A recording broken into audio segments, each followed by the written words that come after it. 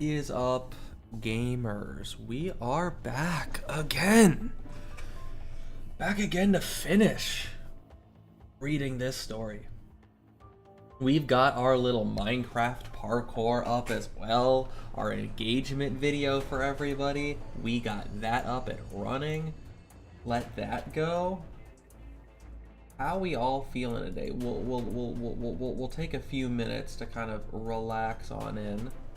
Welcome, Vu, Laffy, Dimas. Thank you to Vu and Laffy, some of the channel members, some of the OG channel members as well.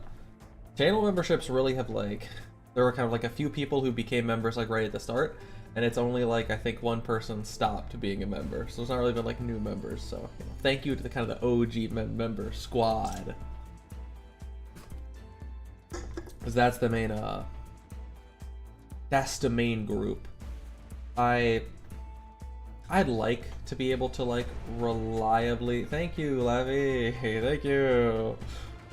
I would love to be able to like reliably have like, oh, members get the content a day early, but then I have to make sure that the content's fully finished and fully uploaded like Friday morning for them.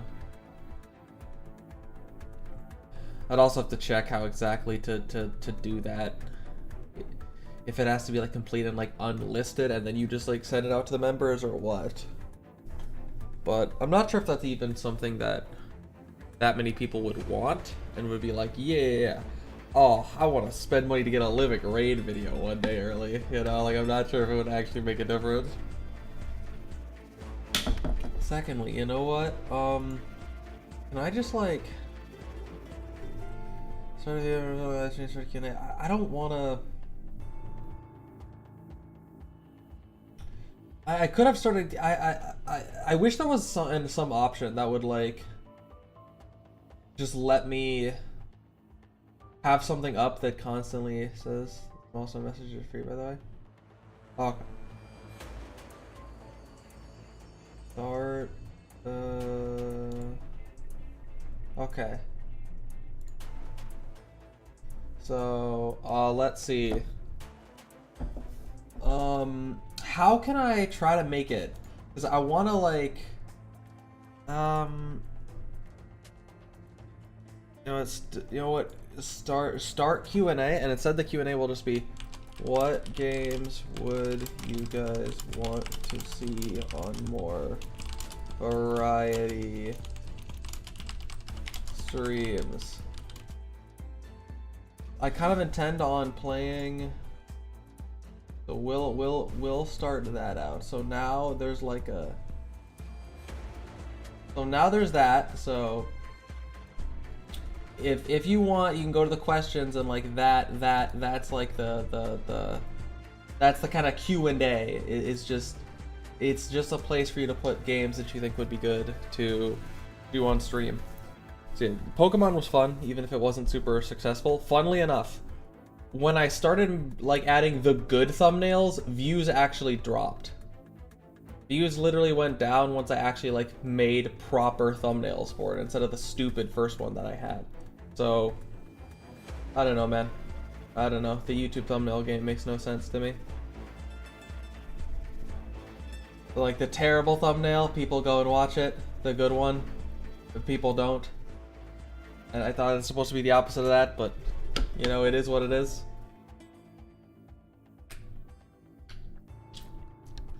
I'm sure what I could do with that to make it switch to? No. You know, there's the potential of, you know, legally acquired Switch PC if you catch my drift, Vu. There's the potential for that if you catch my drift. But no, I don't have like a Switch 2.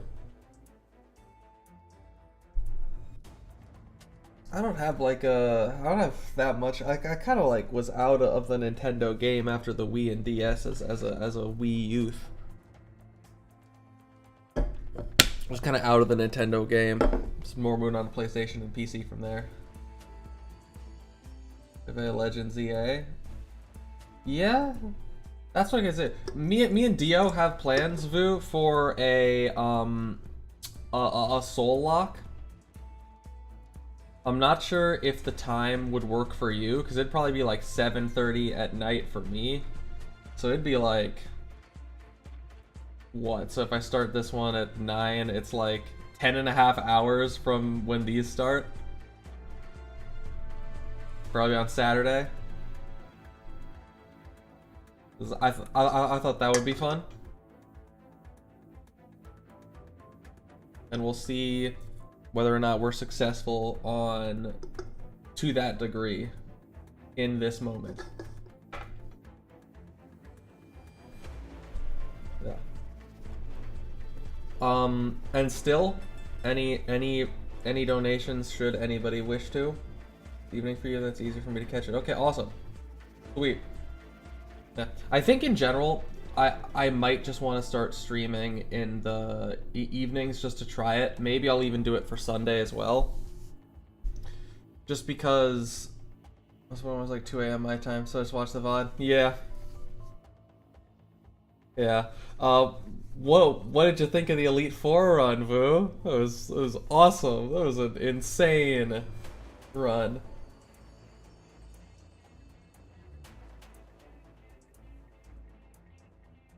It went absolutely crazy.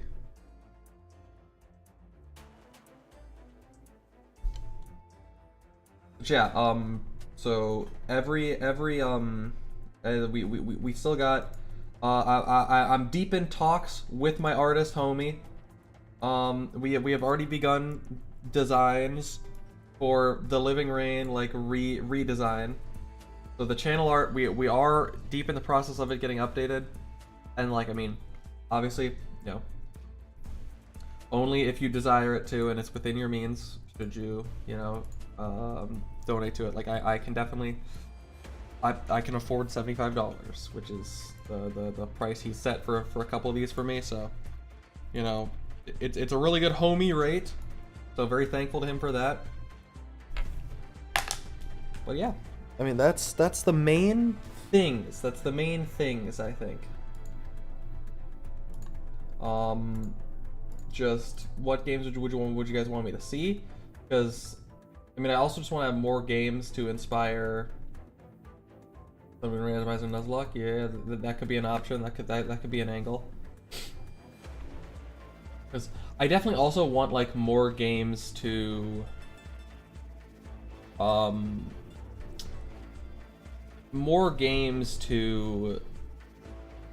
make content on as well, because like I can't just make Arknight stuff forever or I'll kill myself. So I need other things as well. It's not like I'm looking to stop making Arknight stuff. I just need more variants, I think. I need more variants, and I need to create a more varied audience so that I'm more free to do other things.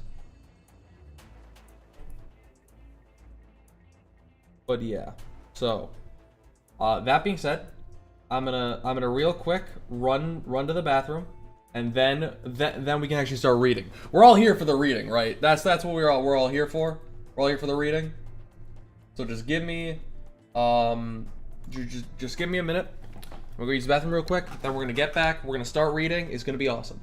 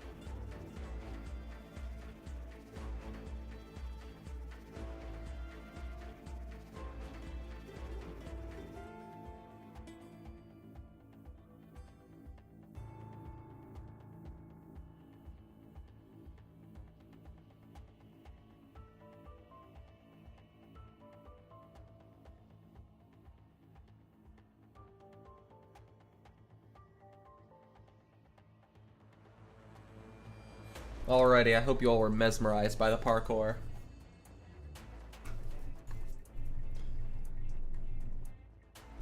One wall some of the gang is here just before we start on the question of games to play on stream. I do have like Yakuza Kiwami that I keep. I've played through a decent chunk of it, but the problem is like I'll play through a bit of it and then like take 2 years off and then play through a bit more of it and then take like 2 years off.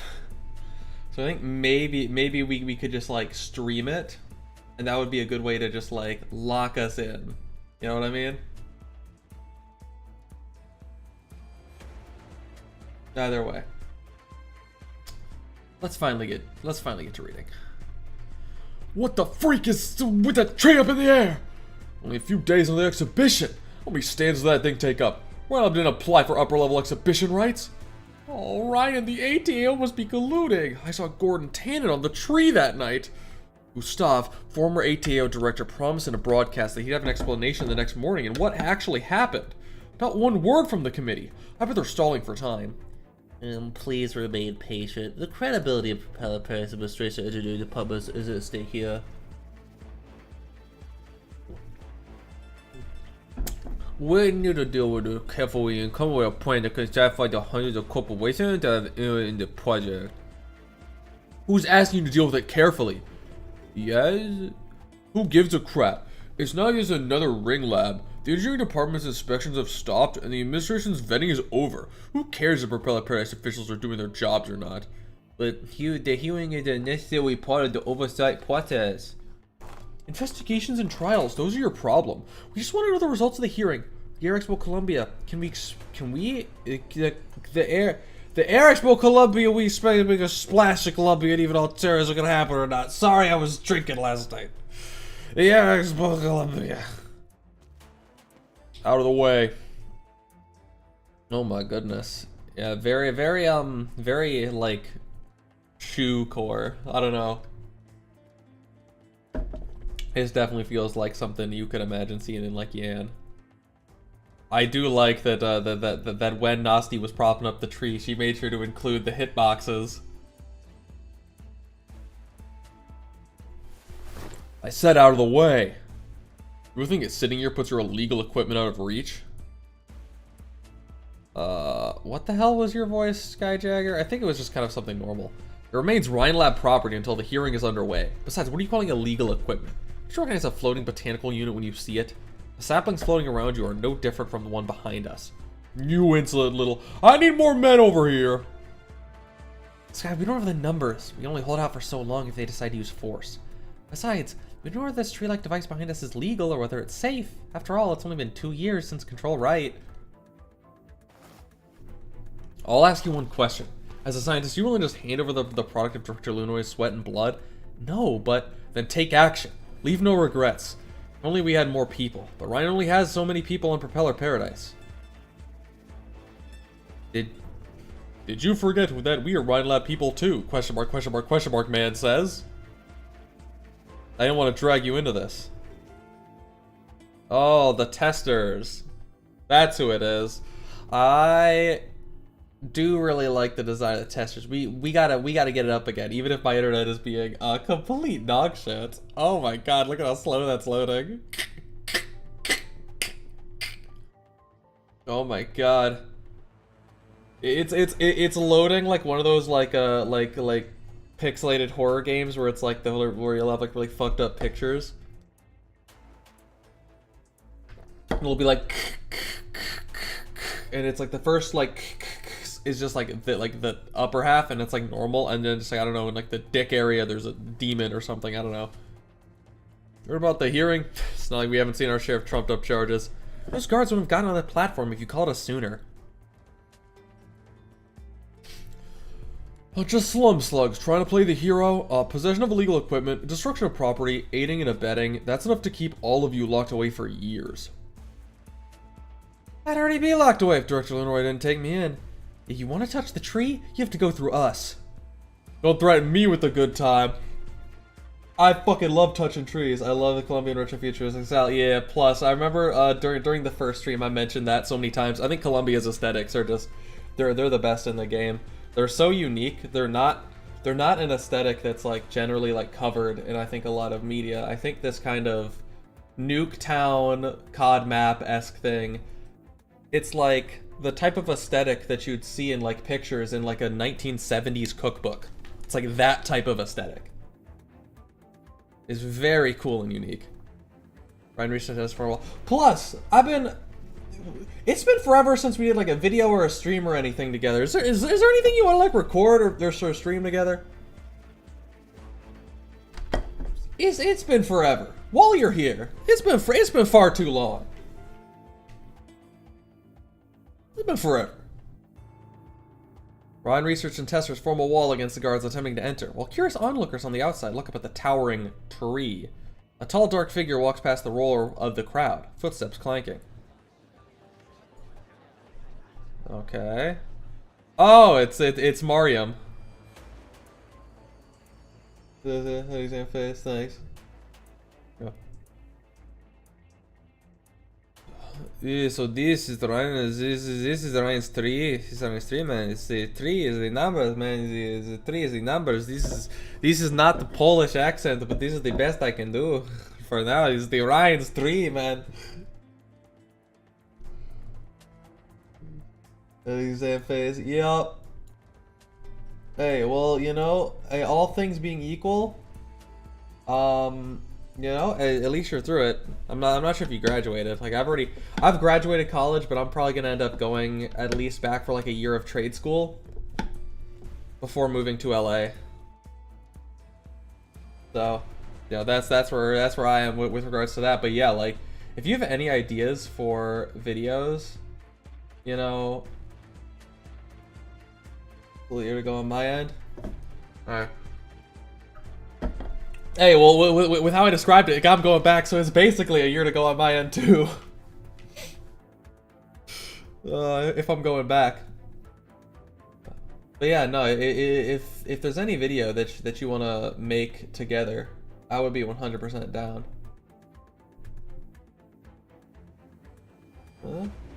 I could, yeah. I could do that. Oh yeah, and also plus, I'm not sure what all like gacha games you play, but I've been thinking of like an idea. I think it would be fun to almost have like I'll sit down someone who like plays these other games that I don't. So for example, with Dio, I was thinking of doing HSR. I was thinking of potentially doing this with Isaac and Nikke, and like they have like an hour on the clock to like drunkenly try to explain to me the entire story. And we just like have like an hour or like 2 hours, and I like cut it down to like the highlights of like that will like come down to like insane drunken ramblings of trying to get me to understand the entire plot line of these games in like 2 hours. Yeah, if you've seen like Drunk History Plus, like something almost like that, where you have someone who like knows the ball about these things, but is like in a casual setting where they're trying to like explain things very quickly and concisely. I think it could turn out pretty fun. No, you're not played it. Okay, yeah. I mean, yeah. I think that would be a really fun series of videos to do, and I think would also, you know, reach outside of my own audience and connect within my own audience. I think they would do well, and I think they'd be cool, fun little things.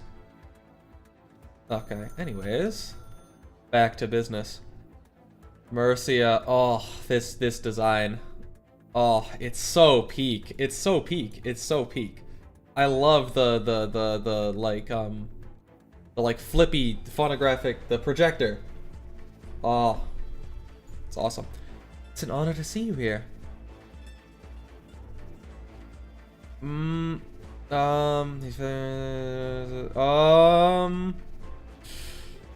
I have a feeling I know this. Well, this can either be two people. This can be one of two people. This can be the Tin Man. This can be Jara.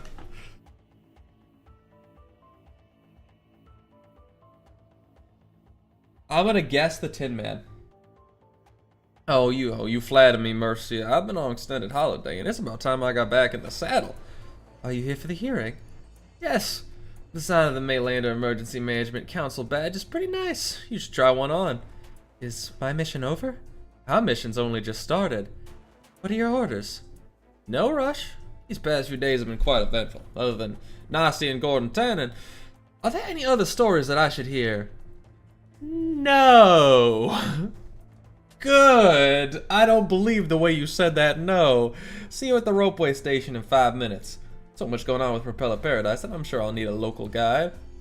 Understood. Sorry, I should have closed the window. Company reps and testers are protesting on the streets. The longer the hearing takes, the more restless they get. Are you feeling better? Okay, you're in poor shape. You've already seen Director Lunaroy. Perhaps I should send you back to the Convalis. Oh, the dead eye look. Oh, the dead eyes. Oh. It's so peak. Colombian NPC girls with names that start with M and end with A and have dead eyes. Oh, no! Another no, just like last night. Things will only get messy on Propeller Paradise in the coming days. It'll be even more difficult to leave. Man, fuck! We're in jail again? They didn't even bother to change our cell. The time of the hearing keeps changing. You think they might be looking for more evidence and stack even more charges on us? Look, if they ask, I'm telling the truth that you're the imposter. But say something, you're scaring me. You know nomadic prisons on the Barrenlands can become tourist attractions. The only problem is it's much easier to get in than out. You're still thinking about tours at a time like this? You've already lost one client, now you're putting your other one in jail? I'll find her. There's no need for you to worry. How do you figure? No trial, no ID check, no notice to appear. Guards are stalling for time to find a way to charge us? Yes? I don't think so. I think it's a sign. You and I are not the focus of this hearing. We are irrelevant. Oh, Fern and Oakley are in jail. Mary hasn't been seen since last night. All the phone lines at the register are busy. Everyone in the origin employees are looking for me and Nasty. Oh, it's time to put what I learned from the old man into practice. I'll have an answer for everything. I have nothing to fear. Looks like the old fox has lost his touch. No one's coming to interrogate me yet. Wait a second. Yeah, alright. I still show up as chief executive of Propeller Paradise on the terminal. Beep. Sky Conqueror is currently under excessive stress. Please remember your health. We're on a long journey that leads beyond Terra. There's a peak Gordon impression. With doing like all of the different voices for all the characters, I was like, you know, I'd like him to at least be somewhat distinctive, even if some of them are similar. So like, you know, Tin Man gets the like, Tin Man still gets the almost southern twang, but his is more like relaxed and everything. And then Golden's is over the top. Damn, are they gonna start the hearing or not? Everything will be over and done with if I were in charge. Now that old kook just keeps tripping me up. It's been this way for 7 years. Man, and why haven't you gotten one bit better in the past 7 years then? Gustav, how would you do it if you were in charge? Thought you could pat yourself on the back for stopping the Rhine inspections, thinking you could continue to run your little hustle worry-free. What do you think ATL was? A kindergarten? Is that how you ended up this naive? Man, everything would have gone smoothly if not for that bloody tree. It's all Nasty's fault. Smoothly? Even a junior assistant under Nasty saw through your tricks. The whole country would have seen your dirty laundry if he weren't every bit as naive as you, so much that he came to me for help. So tell me, how do you plan on dealing with it? Please, help me, sir. Whatever the reason Ryan had to build this floating unit, we can't let them continue to define their own creations. The administration should have had full authority over this, but it's been excluded from the assessment. Oh, thanks to your incompetence. You mean we'll need a third party? A scientific consultant who is objective, professional, with the appearance of impartiality. There he is. There's Mariam. If he'll load. Eventually. Eventually. Oh my god. Straight off the cover of one of those shitty TikTok women's romance novels. Hopefully. Less abusive, though. And probably not a millionaire or billionaire. He's kind of just a guy who walks around the ice fields and such. I wonder, you think Mariam's got some Knights Mora? He's the dark horse with the like red. Maybe he got a little Knights Mora in him, and that's why he's always walking around the wilderness. Maybe that's what started it. Mr. Tanema, it's a pleasure. Why is he suspiciously Hispanic when he's meant to be Polish? I don't know. A sick ass hoofs. He's got some big ol' hoofs. He don't look like a scientific consultant at all. Can you really handle this Ryan stuff? Well, they visited the floating platform in order to familiarize myself with the assessment subject. It's certainly an impressive tree, and there was plenty of activity in its shade. Over our cold dead bodies! Mr. Checker, shut the fuck up. I'm just bluffing, man. I'm just bluffing. We're chill. Did radiation from beyond the star pod fry your brain or something? You really want to bleed for this? You'll get your wish then. Stop. Uniform, you're with Maylander? Stop. I'll assume it's Mercia for now. That uniform, you're with Maylander? Okay, no, it's just a random council member. We are with the Maylander Foundation's Emergency Management Council.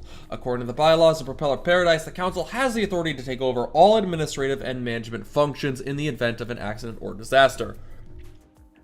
You can check with Gordon Tannen and Gustav. Emergency Management Council? Yes, Mr. Jagger. We understand your position, but we advise you to avoid any reckless actions. We're authorized to take extraordinary measures against you and your colleagues if necessary. Quick, Pepsi can pop. Gotta make sure, if you're opening a can of something on stream, you should logically put it next to the microphone. You gotta do it. I haven't been doing that. I haven't been doing my duty. It's a very satisfying sound, and who am I to deny the people that? So Propeller Paradise is in a state of emergency, and your preliminary investigation has defined yesterday's event as a special incident. Yes. Council has established a special investigation team to obtain evidence from the scene and persons of interest. The investigation is ongoing. A hearing is only fair and just a course of action. In the absence of an official judicial institution, we thank you for your patience. Does Ryan keep possession of this floating botanical unit until the hearing? Of course. I hope your investigation is as fair and just as the conclusion you just reached. There's no need to worry. Safety of the temporary floating platform has been ensured. Bravo is resuming patrol. Are we just gonna leave, Mr. Jagger? Maylander's authority looks real, judging from the reaction of the guards. The hearing keeps getting delayed and things are still in flux. We won't learn anything if we stay here. Besides, have any of you seen Director Lunaray? Is she just like coked out of her mind somewhere? Okay, for a second I was like, that's not the UR5. After that's the other one.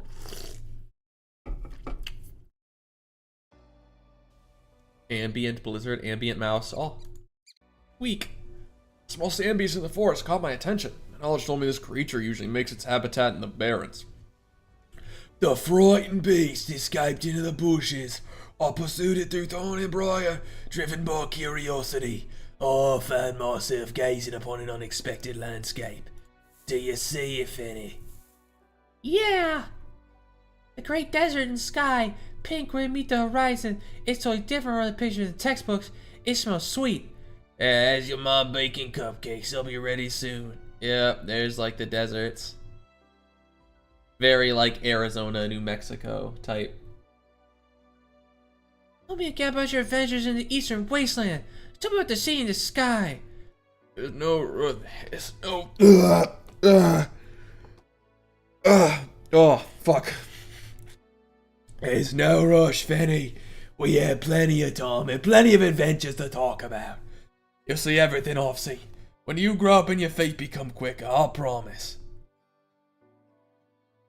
Stop spinning tall tales to my clients.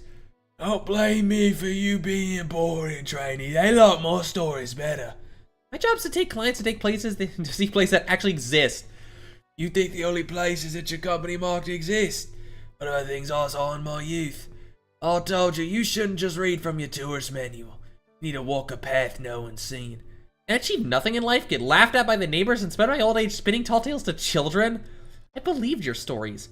Flying back beast, floating city, golden pink deserts. They'll all be precious memories, but you believe in your stories too much. Come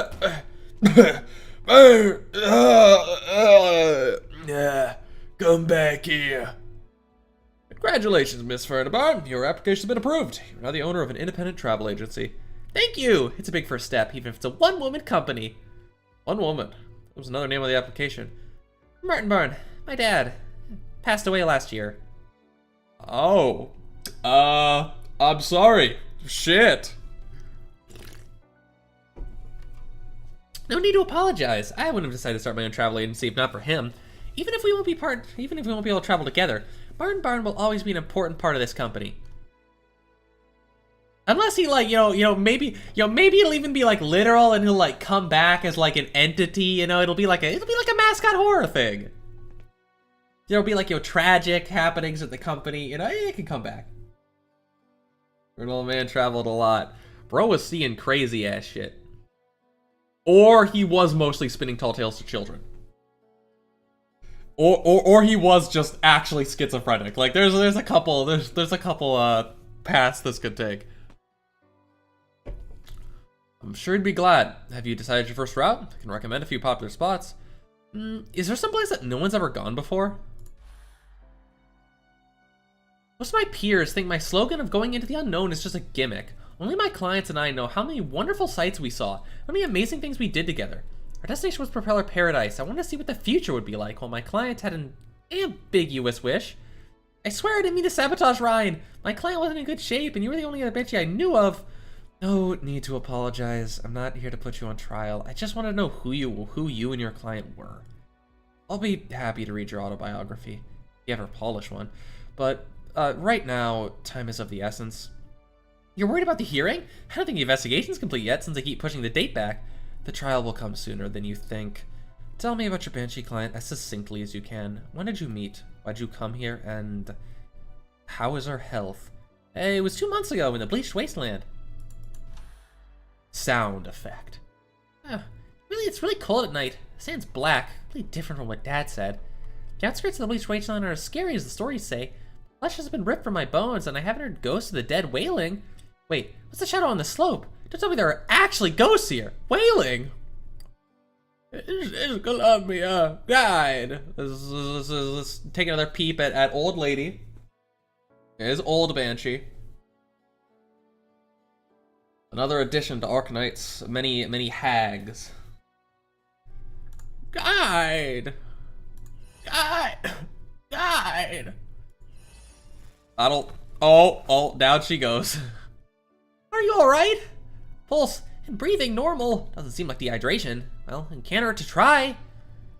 Am I back in the Convalis? No, I haven't seen her yet. Do not mourn me. I must not roost. Calm down. Do you remember your name? Oh. Where are you going? You're here. You're in the Bleached Wasteland in Colombia. Do you remember what you're here for? Wasteland? No, she's not here. What are you looking for? Maybe I can help. Fern Stores will fulfill your every wish, even the ones you think won't come true, and our prices are fair and reasonable. Sometimes. Maybe. A little. My dad always said, if it hasn't come true yet, there's always a chance. He also said, ma'am! She's lost consciousness. Feather horns? What's this Banshee looking for? How'd she get lost in the Bleached Wasteland? What are these floating symbols? What language is this? These golden patterns carrying tiny leaves. Is this her arts? The leaves are moving, pointing towards DC? I do find it kind of funny how there's like a lot of times, there's always the oh man, everybody hates the sarcasm, and then you see something that's oh my god, this random sarcasm that I don't bet is passed out. Man, I gotta make sure they're okay. I gotta help them. It's damn, people are like actually pretty chill with them when it's not like the ones from Kazdale who are like, Death to everyone else. Death to everyone who's not a sarcast. The world is all ours. All for us. like when they're not saying that, you know, Terra was promised to them 10,000 years ago. Oh, Christ. Her memory got fuzzier and fuzzier. I didn't know what was wrong with her, and I got desperate. You can't stop time. It's a symptom of age, but her memories... I've seen this before in the Convalis. It goes hand in hand with death. If a banshee who's starting to lose her memory showed up here, then perhaps it's her last wish to keep what's left of her mind together. Do you mean you're trying to fulfill her dying wish? Came all the way into Columbia, off the bleached wasteland on foot, just to fulfill her final wish? It was pretty chill. If you're not infected, that is. Yeah, like, the infected get way more hate as a, like, as a collective than the Sarkaz, I feel like. I feel like anytime you see someone who's, like, infected, even as we move further and further from infection being, like, a main plot point, if you see someone who's infected, they're fucked over because of it. What is she looking for? An object? A truth? Or someone she cared about? I see. Every couple in Propeller Paradise is looking for you. Ryan needs to give everyone an explanation. This delayed hearing is extremely important to you. You came to look for a guide you've only met in passing, asking about her client. Unless you already know who she's looking for, or... Is it you she came to Columbia for? Thank you for caring for my mother, Fern. She must still be somewhere in Propeller Paradise. I'll help you look for her. We're out of time. Please, come with us, Dr. Lunaroy. A few more minutes, please. Wait, your uniform. It's not Tannen who sent you. Maylander Emergency Management Council. Your new uniforms look just like the old ones. The council has completed its investigation concerning the flight of the illegal device that occurred last night. Please accompany us to verify the findings. Please communicate any objections that you may have to avoid unnecessary misunderstandings and waste of time at the hearing. If the investigation is complete, then why hasn't the hearing started? We've been waiting for 7 hours. The hearing is delayed, but the trial has already begun.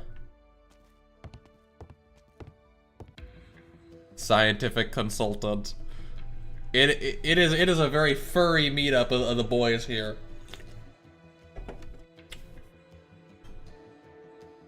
I can understand if a scientist doesn't like to talk. Have you forgotten how to speak too? I remembered I was on the shortlist for promotion the next day you transferred an official of the same rank over from HQ. He was young, superb, made all the candidates uneasily. We climbed over each other just to prove we were the best one for the job. Same old story, isn't it? In the end, you were the one who got the promotion. I was supposed to get it. Nothing is ever supposed to happen, kid. You really think the Chief Executive of Propeller Paradise is an important post? No. People will only remember the one who gives the opening address. It doesn't necessarily have to be you. Organizes eyes on the Karanta behind Gustav. The spikes on the Savra's tail rise up on their ends, swaying conspicuously. He's on guard. He knows that Gustav is intentionally agitating his competitiveness, but for so many years at the ATAO, he can't stop himself from provoking his competitors. In order to leave ATAO, he took on tasks to run his job, pulled strings everywhere. Bad as said to Gustav, his tormentor. He must not stop now. What do you think Ryan's device is, Mr. Consultant?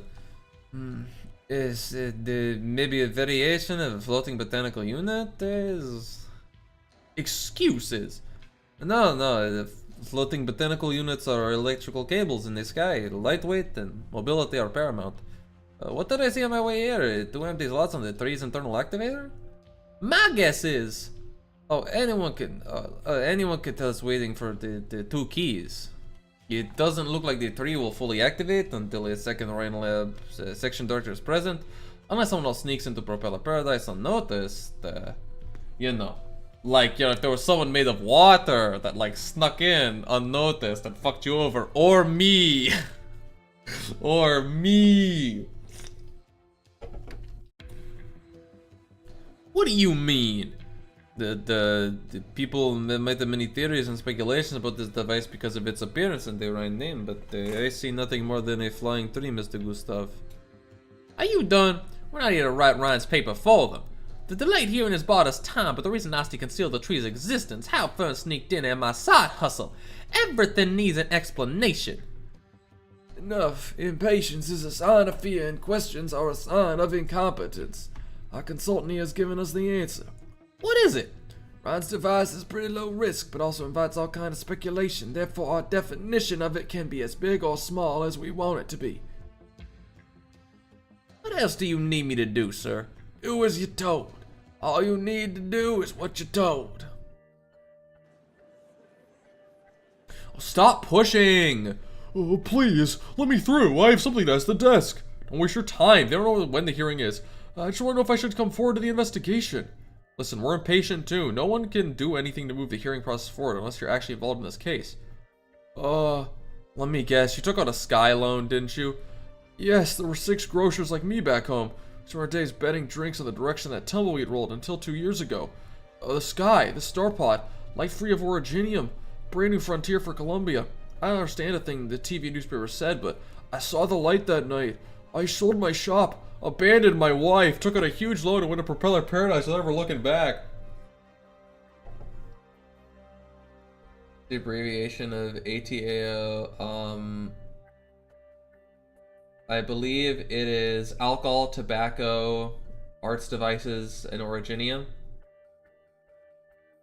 It's the organized version of the ATF, which is alcohol, tobacco, and firearms. So I think it's alcohol, tobacco, arts units, and originium devices. So I believe that's, if I remember correctly. It's mentioned somewhere in this event. You can find it somewhere in this event. They mention it by name somewhere, but that's what ATAO, I believe, is an abbreviation for, if my memory is serving me right now. It could be fucking me over. What if we did Minecraft parkour one day on stream, chat? This is totally random, but what if we did Minecraft parkour? What if I, like, went and, like, downloaded all of those, like, old epic jump maps that I used to watch, like, fucking, when I was, like, a little elementary school kid, I used to watch, like, Sky Does Minecraft play, like, the epic jump maps. That'd be kind of cool.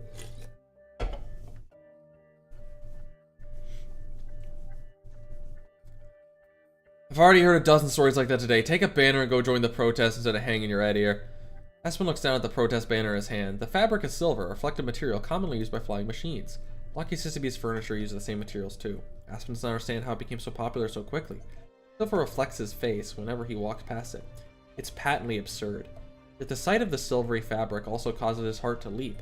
So the future is really in his hands, and luck is really on his side. I'll make it. I'll make it through this hearing.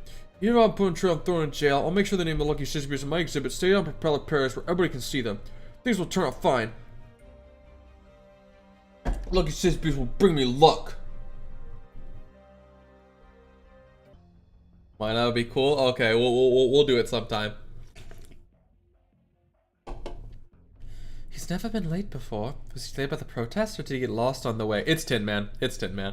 I was kind of hoping we would get to see Jara again, but it's Tin Man.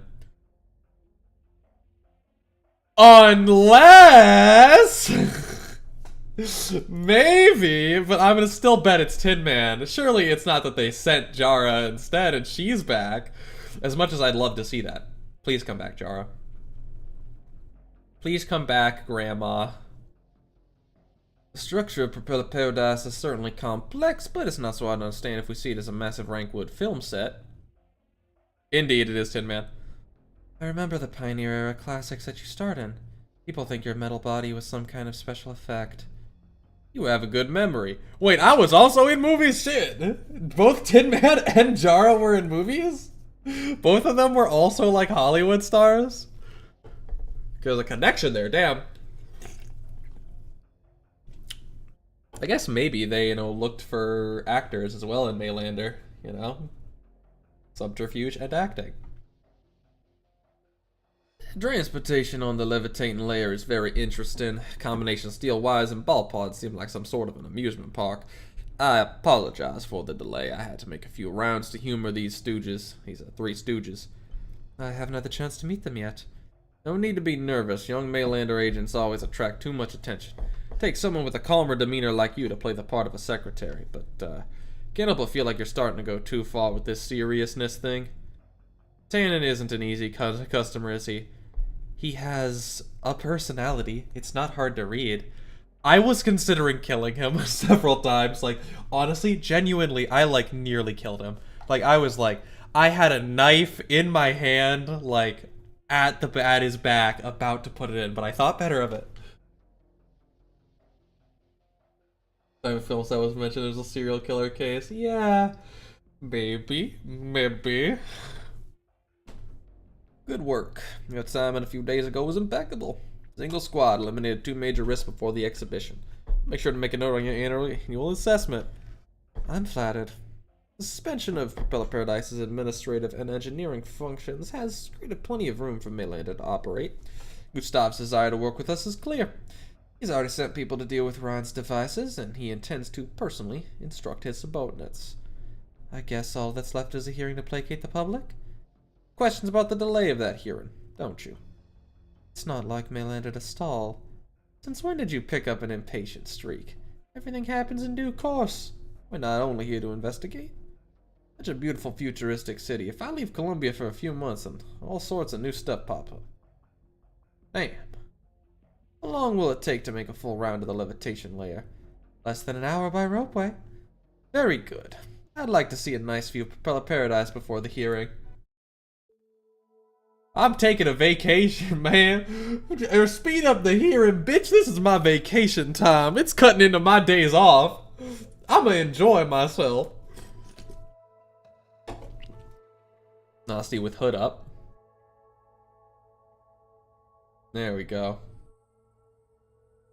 Is this pre-Ryan? The wind blows on the leaves in the young banshee's hand. The voices fall from the breeze. I don't like the memory children's laugh sound. That's out of a horror game. One more, Dory! Oh, this is sort of like memories, isn't it, then? Oh, how about the tale of the wandering metal hero? He even grazed our valley once. In fact, the mist that shrouds Mist Lake was actually blown from his big pipe.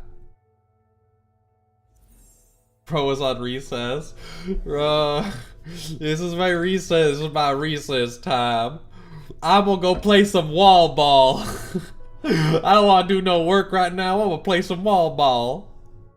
Come get me in 30 minutes. Retract your feather horns like this, and you can shield your eyes. Ethanol. Okay, that's Logos, I think. So we can use them as an eye mask to sleep during the day? No, of course not. It's just so you can easily weave your tears into elegies at funerals. You lazy bitch. Another recording ends. The young banshee keeps her leaves in a chest pocket, yet her gaze suddenly turns wary. Hello. Eavesdrop again, and I'll throw you into the concrete mixer. Nasty really is hostile with literally everyone. Was that a, Banshee's incantation? Yes.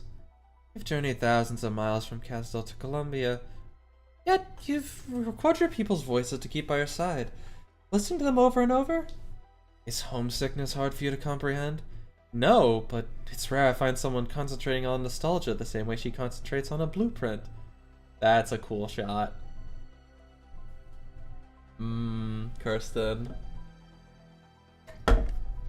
Space Bud! You're trying to decipher the Banshee's language and behavior. Why? Find a new path? To solve your entire race's plight that has endured for millennia? I'm not that arrogant. I only hope to take a burden off the shoulders of a particularly worried individual. I see. Oh, that's pretty much what I just said. So any breakthroughs? I'm not in that much of a rush. It sounds as if you've replayed that countless times over. Soaking in the same old corpus until you drown, unable to develop a new language. The limits of vision and thought drown us in a pool of common sense, and then everything turns into so-called destiny.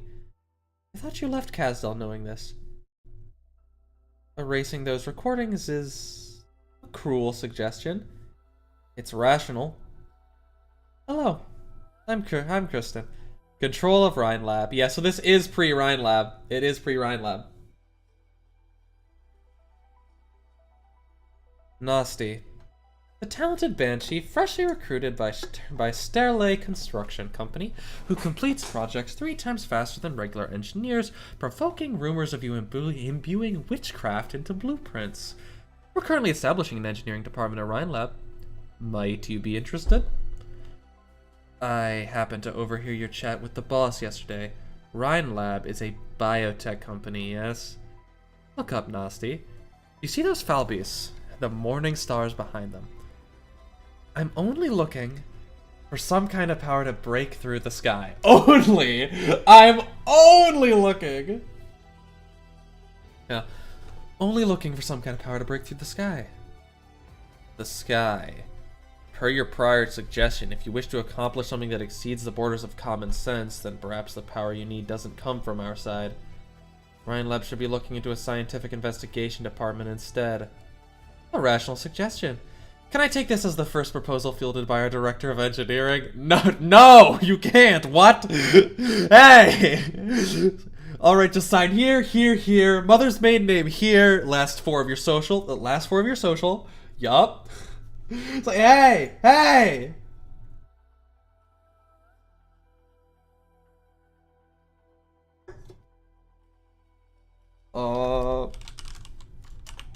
I just saw what you sent. Plus, let me send Discord thumbs up reaction gif. Oh, and Eisen's there too. One of the greats. I have to do something with Eisen.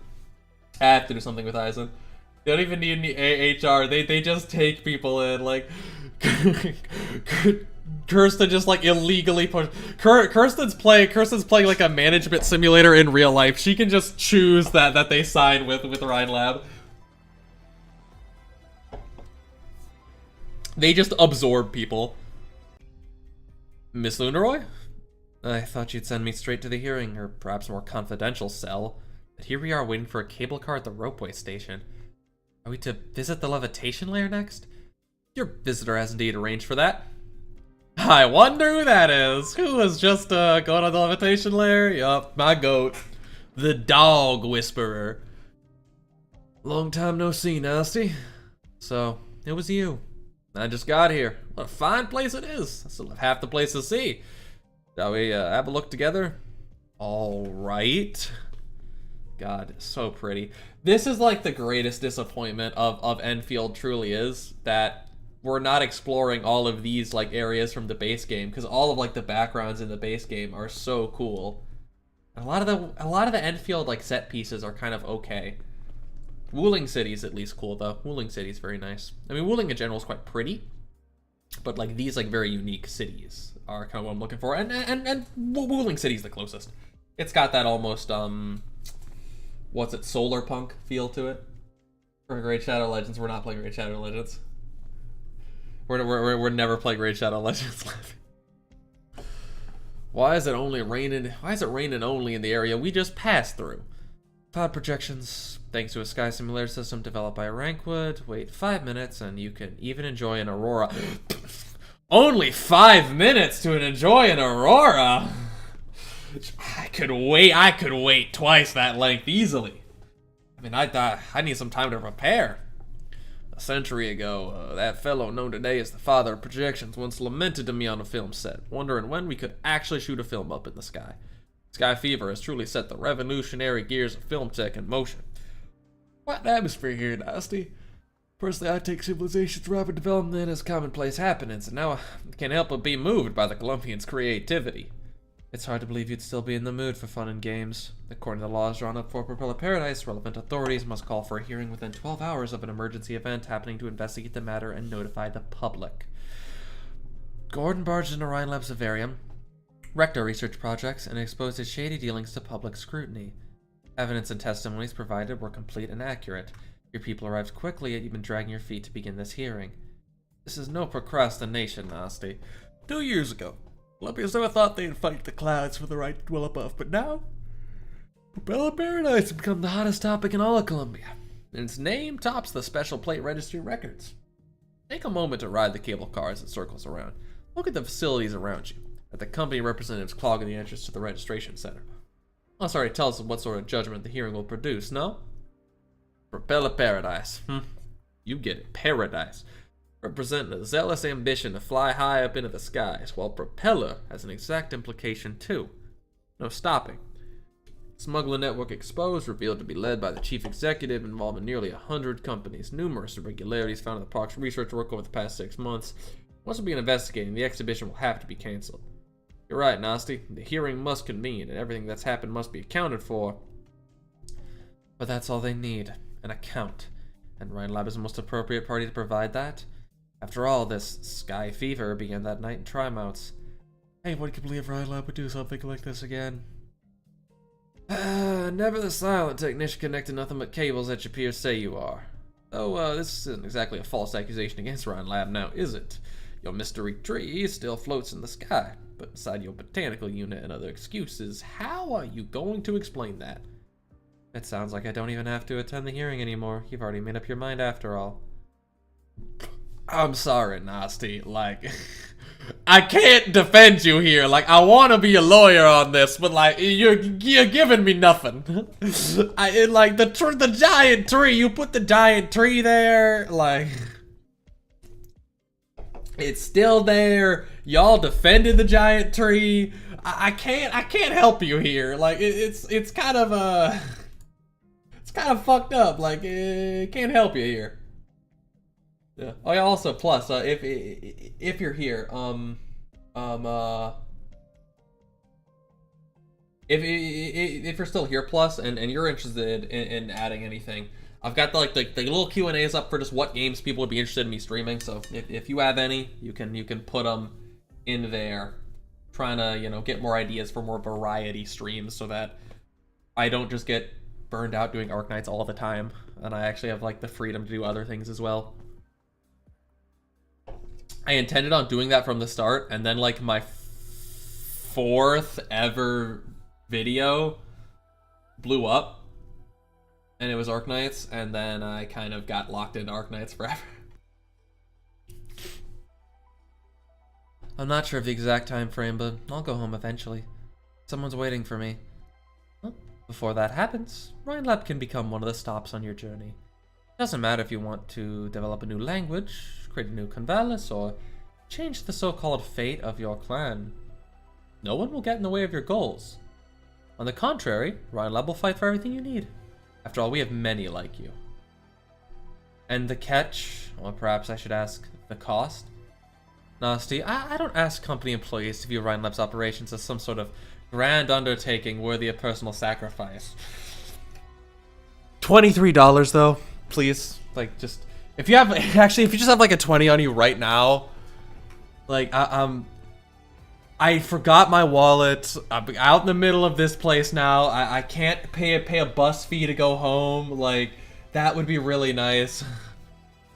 If we want to accomplish the unprecedented, we're already on a path strewn with enough doubt and loss. So we must never stop. Ever. I consent to join Ryan Lab, then. Seeing as we're still on the cable car, I'm sure there's room for discussion. The hearing must take place and everything has to be accounted for, but it's merely an accounting. All of Columbia knows about the Horizon Arc project from 2 years ago. Kristen stole funding from the DoD, but Ryan Lab as a whole was not fully involved, though. I was certainly her accomplice.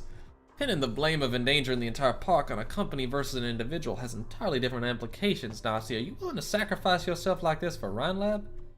Sacrifice. Kristen and I aren't fans of the word. Everything has a price.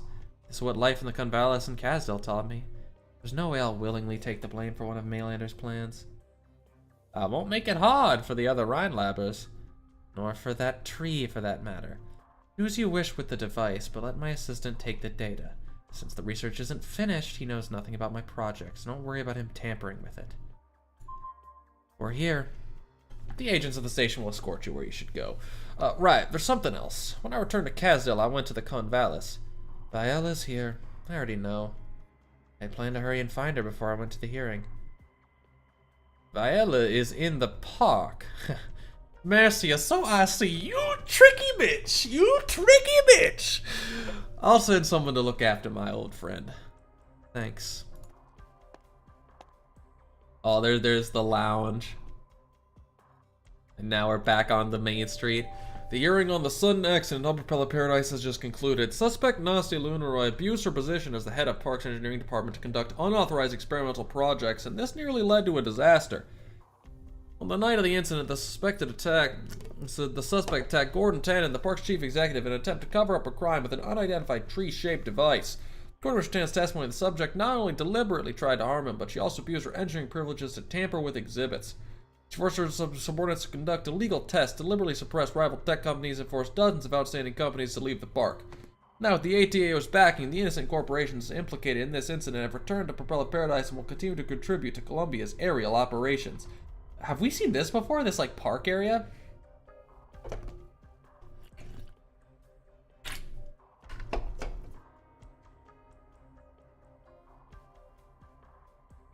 The suspect, Nasi Lunaroy, is currently in custody after confessing to a crime. She'll be sent to the DC courts to face justice.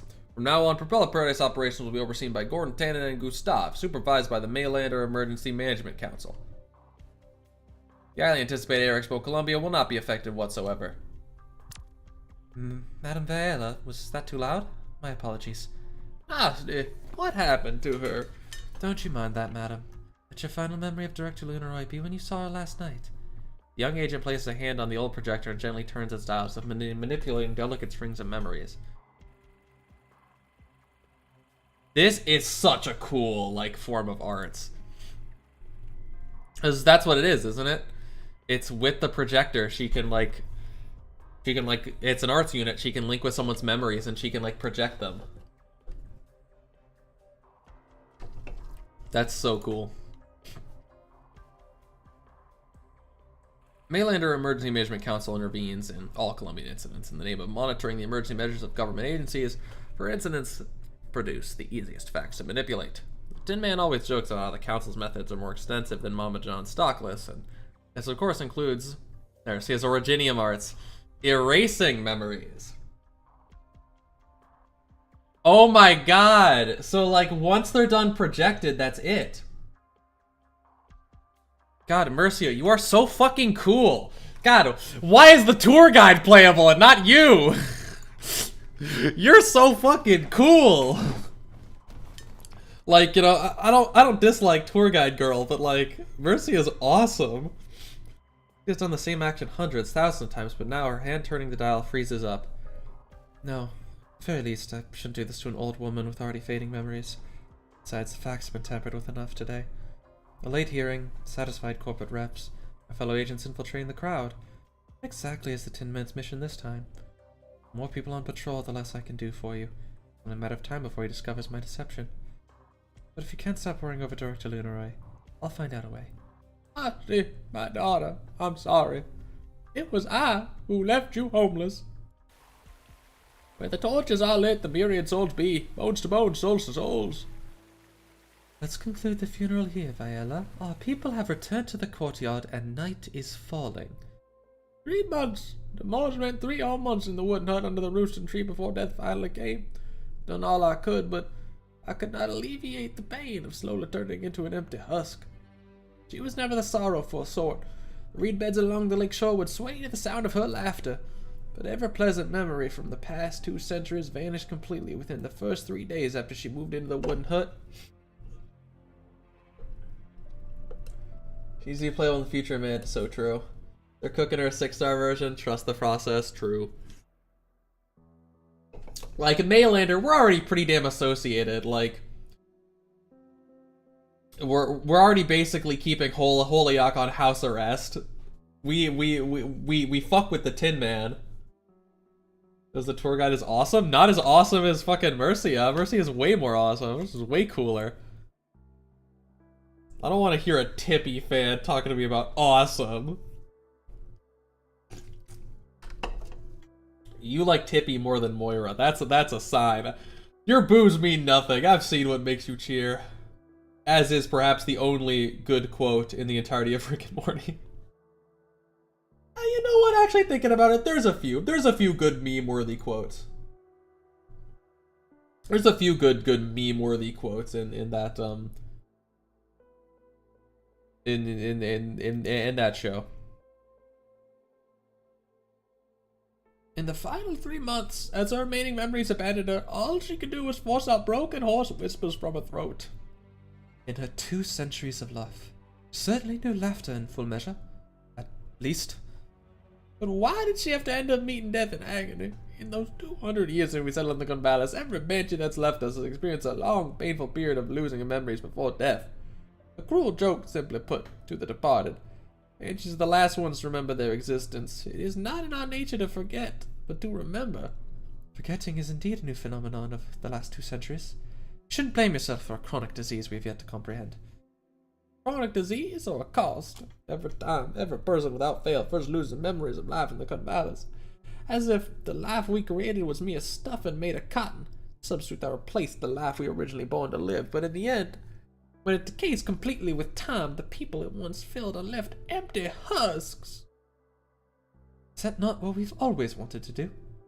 We're to create a different life for the Banshees. The Sarkaz. A life accompanied by song and pastry rather than war and death. Remember what Our Highness promised us.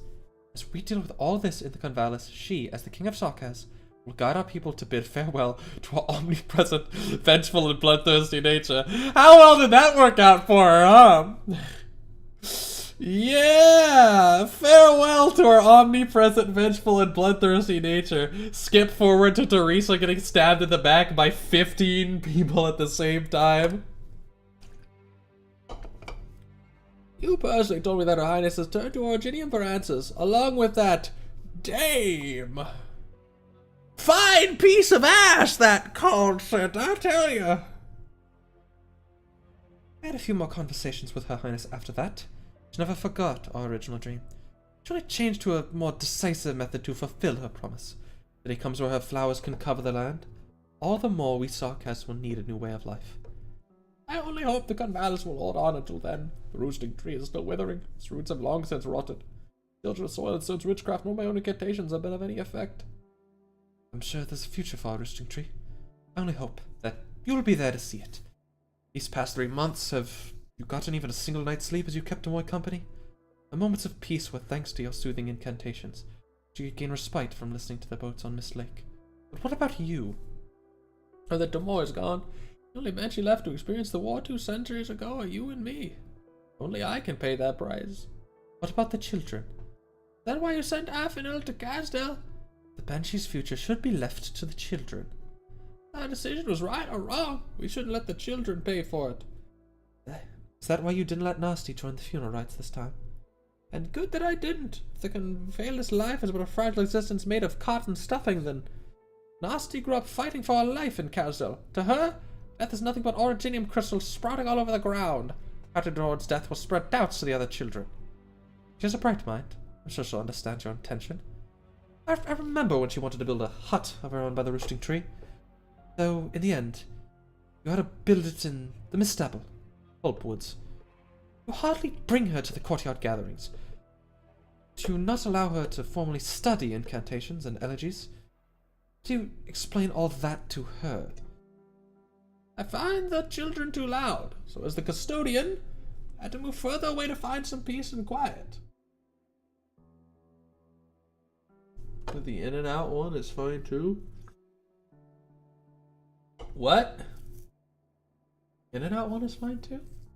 The in and out one is fine too. What? What do you mean the in and out one?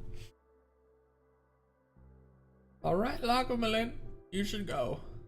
And you? I wish to stay a while longer. You sung this elegy loud enough. I don't know what else I can do. The Gonvalis is headed toward decay, and beyond it, the souls left homeless by my mistakes can only weep. Rick and Morty. Oh yeah. In and out, 5-minute adventure, and they come back and they're like crying. So it took like forever. Yeah. You can still go back and keep Nasty company at least. As a mother, we might not be able to pay the cost of always shutting our children out. You close the door only to hide cruel truths. But to the child, you're pushing her away. There's days I'm getting the feeling that Nasty will leave. But I never thought the day would come so soon. Yes, it is an abrupt decision. Yeah, they're just going through. There's so many like nice CGs. Very mystical. Reminds me of the When Elegies Are Ashes. Because When Elegies Are Ashes, When Elegies Are Ashes is a is obviously told in the format of a story. Like it's one of the former Dublin dudes telling essentially Ablana, who he thinks is Reed, the story of like what happened. And so there's some like mystical aspects and like imagery. Flimsy boat drifts downstream out of the valley, propelled by an old banshee's incantation. Reeds sway as a thin mist veils the fallen leaves on the lake's surface. The sea is indiscernible. The farewell is bereft of a seasonal undertone. I had hoped for you to spend the rest of your life peacefully in the Convalis. It was my mistake not finding you earlier than I did. You'd already gone through so much suffering. When I decided to bring you back here, I should have been responsible for you, but in the end, please forgive my conflicted heart, Nasty. I'm not leaving because of you, Viola. At least, not for the reason you think. Unlike those children, you know how Casdell is, even now. The living still fight in the market, teeming with the stench of rust and excrement, while crystals sprout from the dead like untended weeds. It does not hold the answer I want. But what is your question in the first place? Where are you planning to go? I don't know. Maybe I'll use the half-baked incantations I picked up from you. Cast a few stones at the valley's entrance and let them decide a direction for me. Pythonian, Laterano, Columbia. Nasi, not that one, not that one. This is right when she left, so this is well before Massa's travels. So, not that one, Nasty.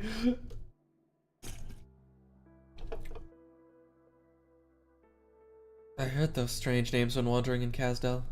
Those places, they're very far. So? Take care, child. Eat well. After a long silence, Bella only manages one sentence. The old banshees traveled far and wide, bearing word of demise, only realizes now how unfamiliar those places sound to her. Her adopted daughter is about to embark on a journey, yet she has no idea how it will end, or what sort of advice to impart. The boat gently glides by to the murmur of water. Nasi does not turn around. Farewell, Mother. You are 6 after. Damn, okay. We have, yeah, and you know what, chat? We have our first piss break of the stream. As we so often do. That's why the parkour is already here and prepared. So I'm gonna real quick go take a piss, and then I'll be back, okay?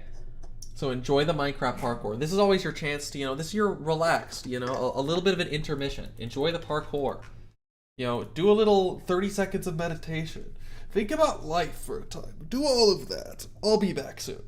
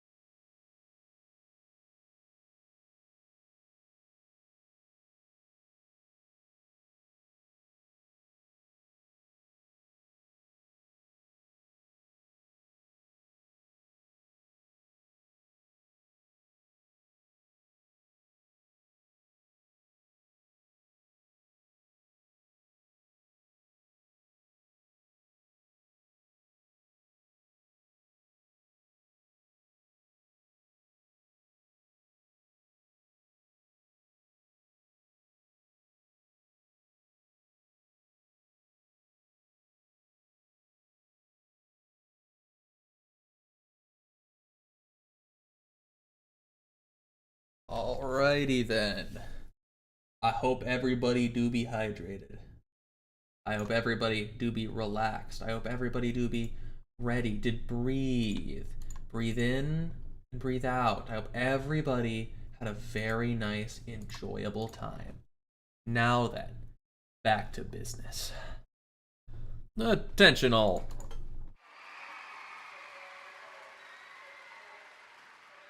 The crowd noise. Like, yeah, I love the emergency broadcast.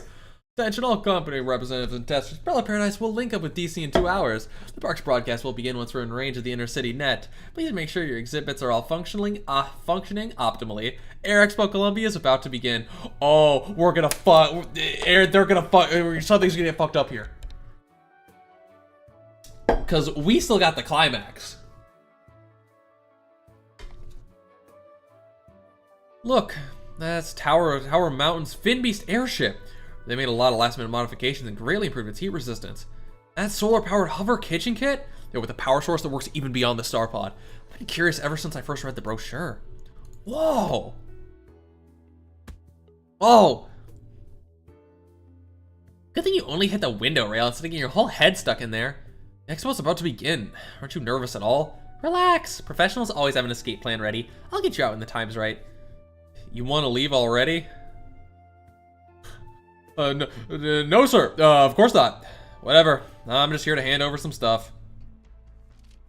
That's a lot of papers. Are these records and investigation forms? The name on them, Fern Barn? Vandalizing public property, theft of cultural relics, trespassing, impersonating a guide. Why's a little indie guide worth your trouble to scrutinize 5 years of work history? We just need your signature down here and you'll spend the rest of your life in jail introducing folks to handcuffs and shackles. Yeah. We have fun here, the Propeller Paradise Police. We make our little bits when we're arresting people. We make our little bits, our little sillies, our little ha-has. We like this part of the job. It's a little funny. It's a little goofs and gaffs, you know. What do you want? The expo's about to begin, but we need more hands on deck. Can't afford to lock up the park's only 2 guides. That would waste time and resources, but there aren't too many records with your name on them, and you're connected to Nasi Lunaroy. So you've decided to threaten me? Stay in line. There's a chance to wipe your rap sheets clean, you know. Seems like I don't have a choice. Save your thanks for Gustav. He was the one who proposed it to the Maylander Emergency Management Council. You'd be missing out on this expo market from the beginning of a new era without him. I'm sure you're the broadcast do. While the park plate drives in the interstate's net range and begins the live stream, make sure you're fully prepared to introduce the future to every Colombian out there. I get it. I'll finish all the studio work and won't leave the park before the expo ends. Good deal. Then come on out, you two. Time to get to work. Joe Biden! Joe Biden! Yo, he's back! I didn't think we'd have a Joe Biden sighting. Oh, Colombia can be defined by one word. On behalf of all Lythonians, I express my most sincere congratulations for the upcoming Air Expo Columbia. To be held on the Experimental Propeller Paradise. Take a guess who signed it in the end.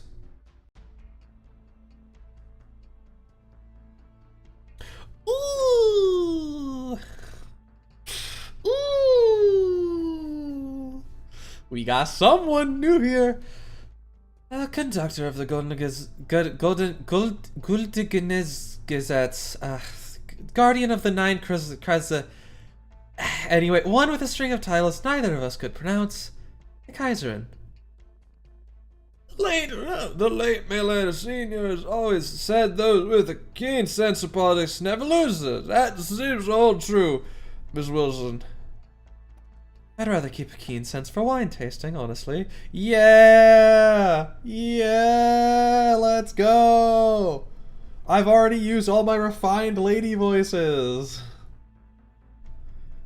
God, Jara's so fucking cool.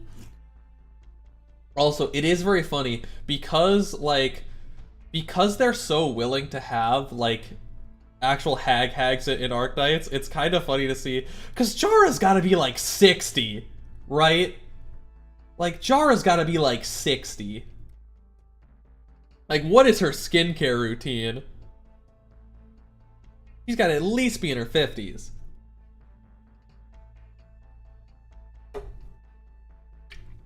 Because there's the other actress in Act or Die that was a younger rival of hers that looks the ripe old age of 45. Jara's Rifle 27. Yeah. Got that Maru Zensky look. He's a 60-year-old who looks 25. Laterano took half a century to hold their Summit of Nations, an event you could say was the largest diplomatic event on Terra in nearly 2 centuries. Yet Lythonian only sent over a few insignificant dukes as delegates. But our tiny Expo Columbia has got a personal letter of congratulations from the Kaiser, and it says, "Dap me up, dap me up, Biden. That was some fucking hot ass shit."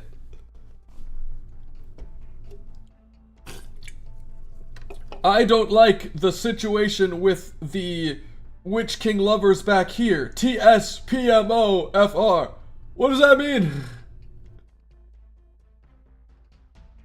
Mr. President, Propeller Paradise has sent over a gift. A bunch of balloons in the shape of the president, most of which are already decorating the hallways. Thank you, Pavard. Perhaps you could return the Kaiser's wishes with a balloon like that one. And let the Gazette's Watcher and Spycaster spend 3 days carefully dismantling it into rubber scrap. It seems to be an average balloon for decorative purposes. I fear that's no longer the case, as the letter was penned by the Kaiser, and it'll transform into the most cutting-edge military tech. Now it'll bomb disguise the balloon sent floating into another country's airspace. And how many congratulations like that have you received? Okay, that is a different expression. I was like, it's actually a different expression because it's like very slight. You could, it's hard to tell because I only have like the little face and like the eyes are covered by the glasses. But if it's not loading, that means that it hasn't already loaded. Let's see, Victorian Grand Dukes, the Ursine Speaker, the Grand Knight of Casimir's. I'll run out of fingers to count on. Phoebe before me spent 4 years worrying about immigration and tariffs, but me...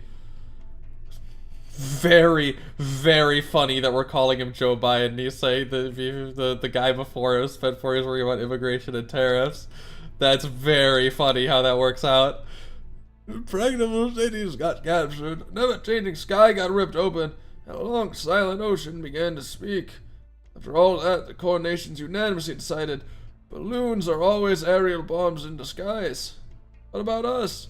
This balloon of ours can't even fly. Before the balloons were sent over, the flammable hydrogen got replaced with regular air for safety reasons, of course. How safe and careful we Colombians are. Sounds like a serious matter of national security, but you're discussing it with a retiree? Inside the state building? The finest reception hall in all of DC, even? It's hard to imagine retirement making things any different for Tara Booker Wilson.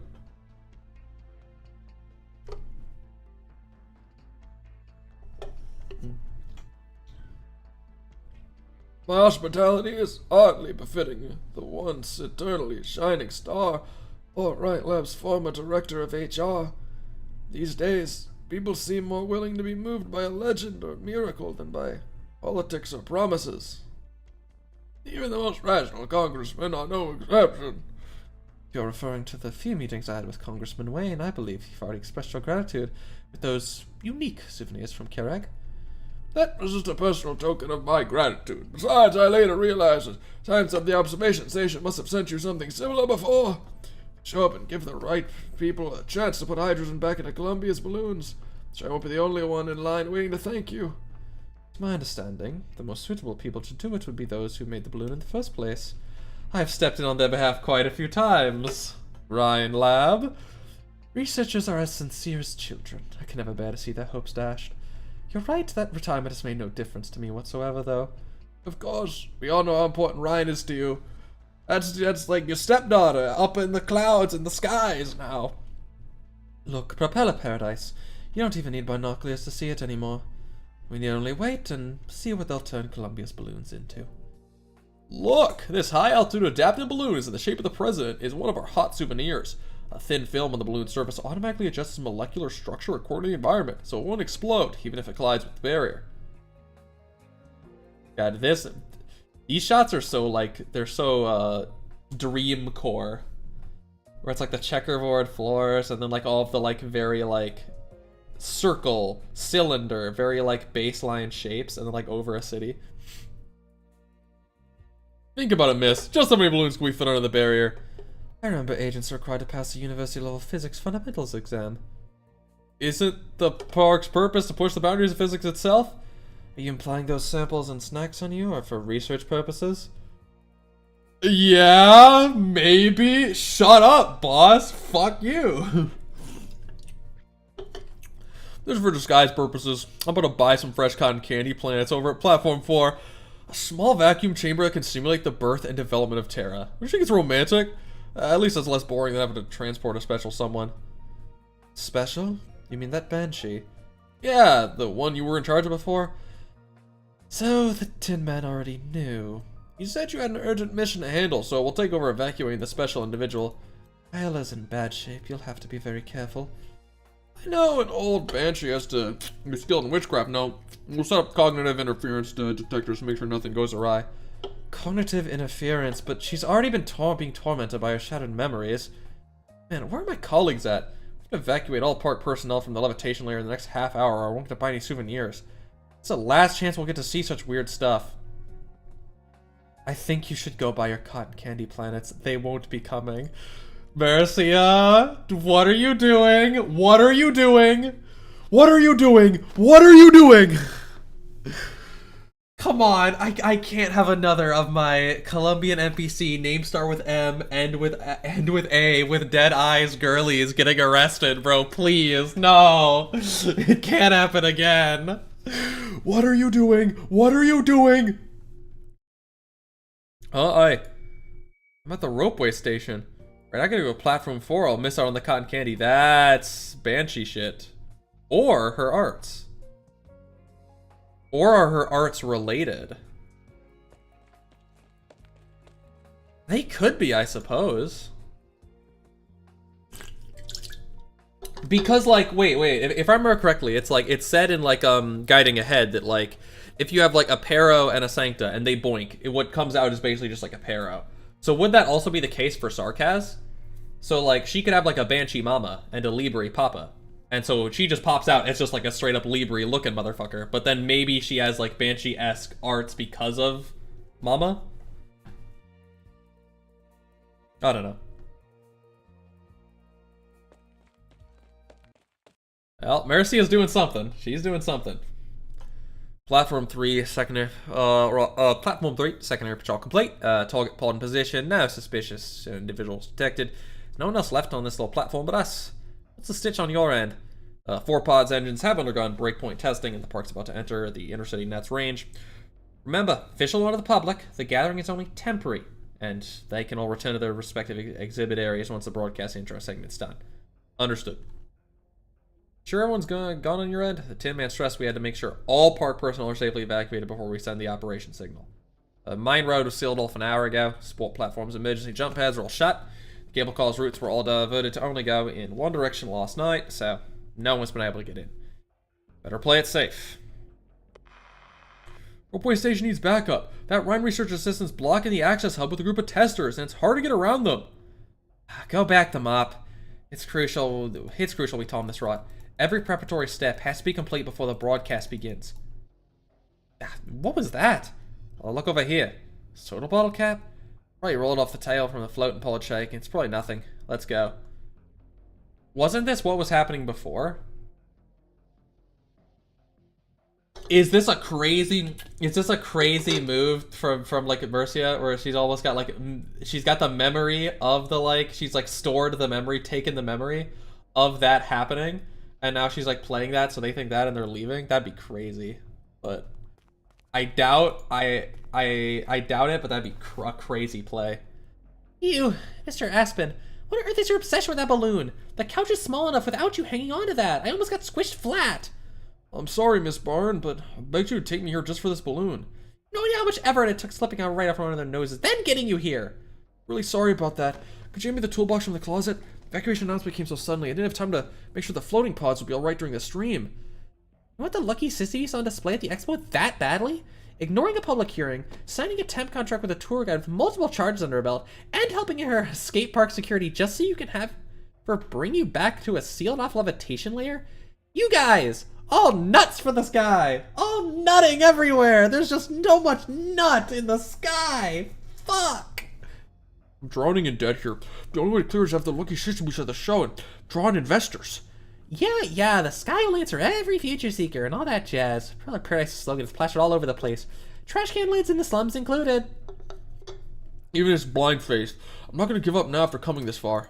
Phew, nothing wrong with my components. I'll last till the show ends. Let's go. Why is the door locked? Wait, did you hear that? I did. Don't tell me something's really up with my product. No, I don't mean from the exhibition. From under our feet? Oh, why is the line moving? Do I know the broadcast gonna start? Calm down, guys. Militaries, guys are on their way to handle it. They got someone surrounded. Seems like a Ride Lab researcher in the uniform. Nope. Okay, that's not the case. It is just bro. Bro is just defending the place again, as he often does. Let me through. The tree's hard drive and motherboard haven't been removed yet. Don't push your luck. Allowing the Rhine tree at the expo has been our biggest concession to Rhine Lab, and we've been so generous as to let you copy the data for future research. What more do you want?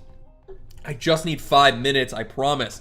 Won't pull any tricks either. Hasn't the ATAO science consultant issued a report on the tree? It's completely harmless. No, all levitation layer personnel are to return to the ground to ensure exhibits are finalized, and only return after the opening speech. Besides, the uplink cable cars aren't operating right now, so there's no way you can reach the Rhine tree. It's the highest possible point in the park. I didn't realize how much effort Director Lunoy put in this experiment until I saw the core code. Now I remember, she never abandoned her dreams for this guy. If it only saves a little backtracking time later, would help her somehow. You have to let me through. Mr. Jagger, one more move and we will have to resort to more special method. Wait, the tree looks strange. Use the same excuse 10 minutes ago. No, it looks really looks weird. Like, look for yourself. Next one's about to open. The Colombian sun shining brightly. The crowd follows Sky's finger and spots a dazzling tree. The branches wrapped in special material should have been completely still. Tiny insects trapped in resin. However, right here and now, sunlight, the branches seem to glow green. Organic materials don't photosynthesize. The park handbook states clearly it's common for exhibits to transform in high-altitude environments.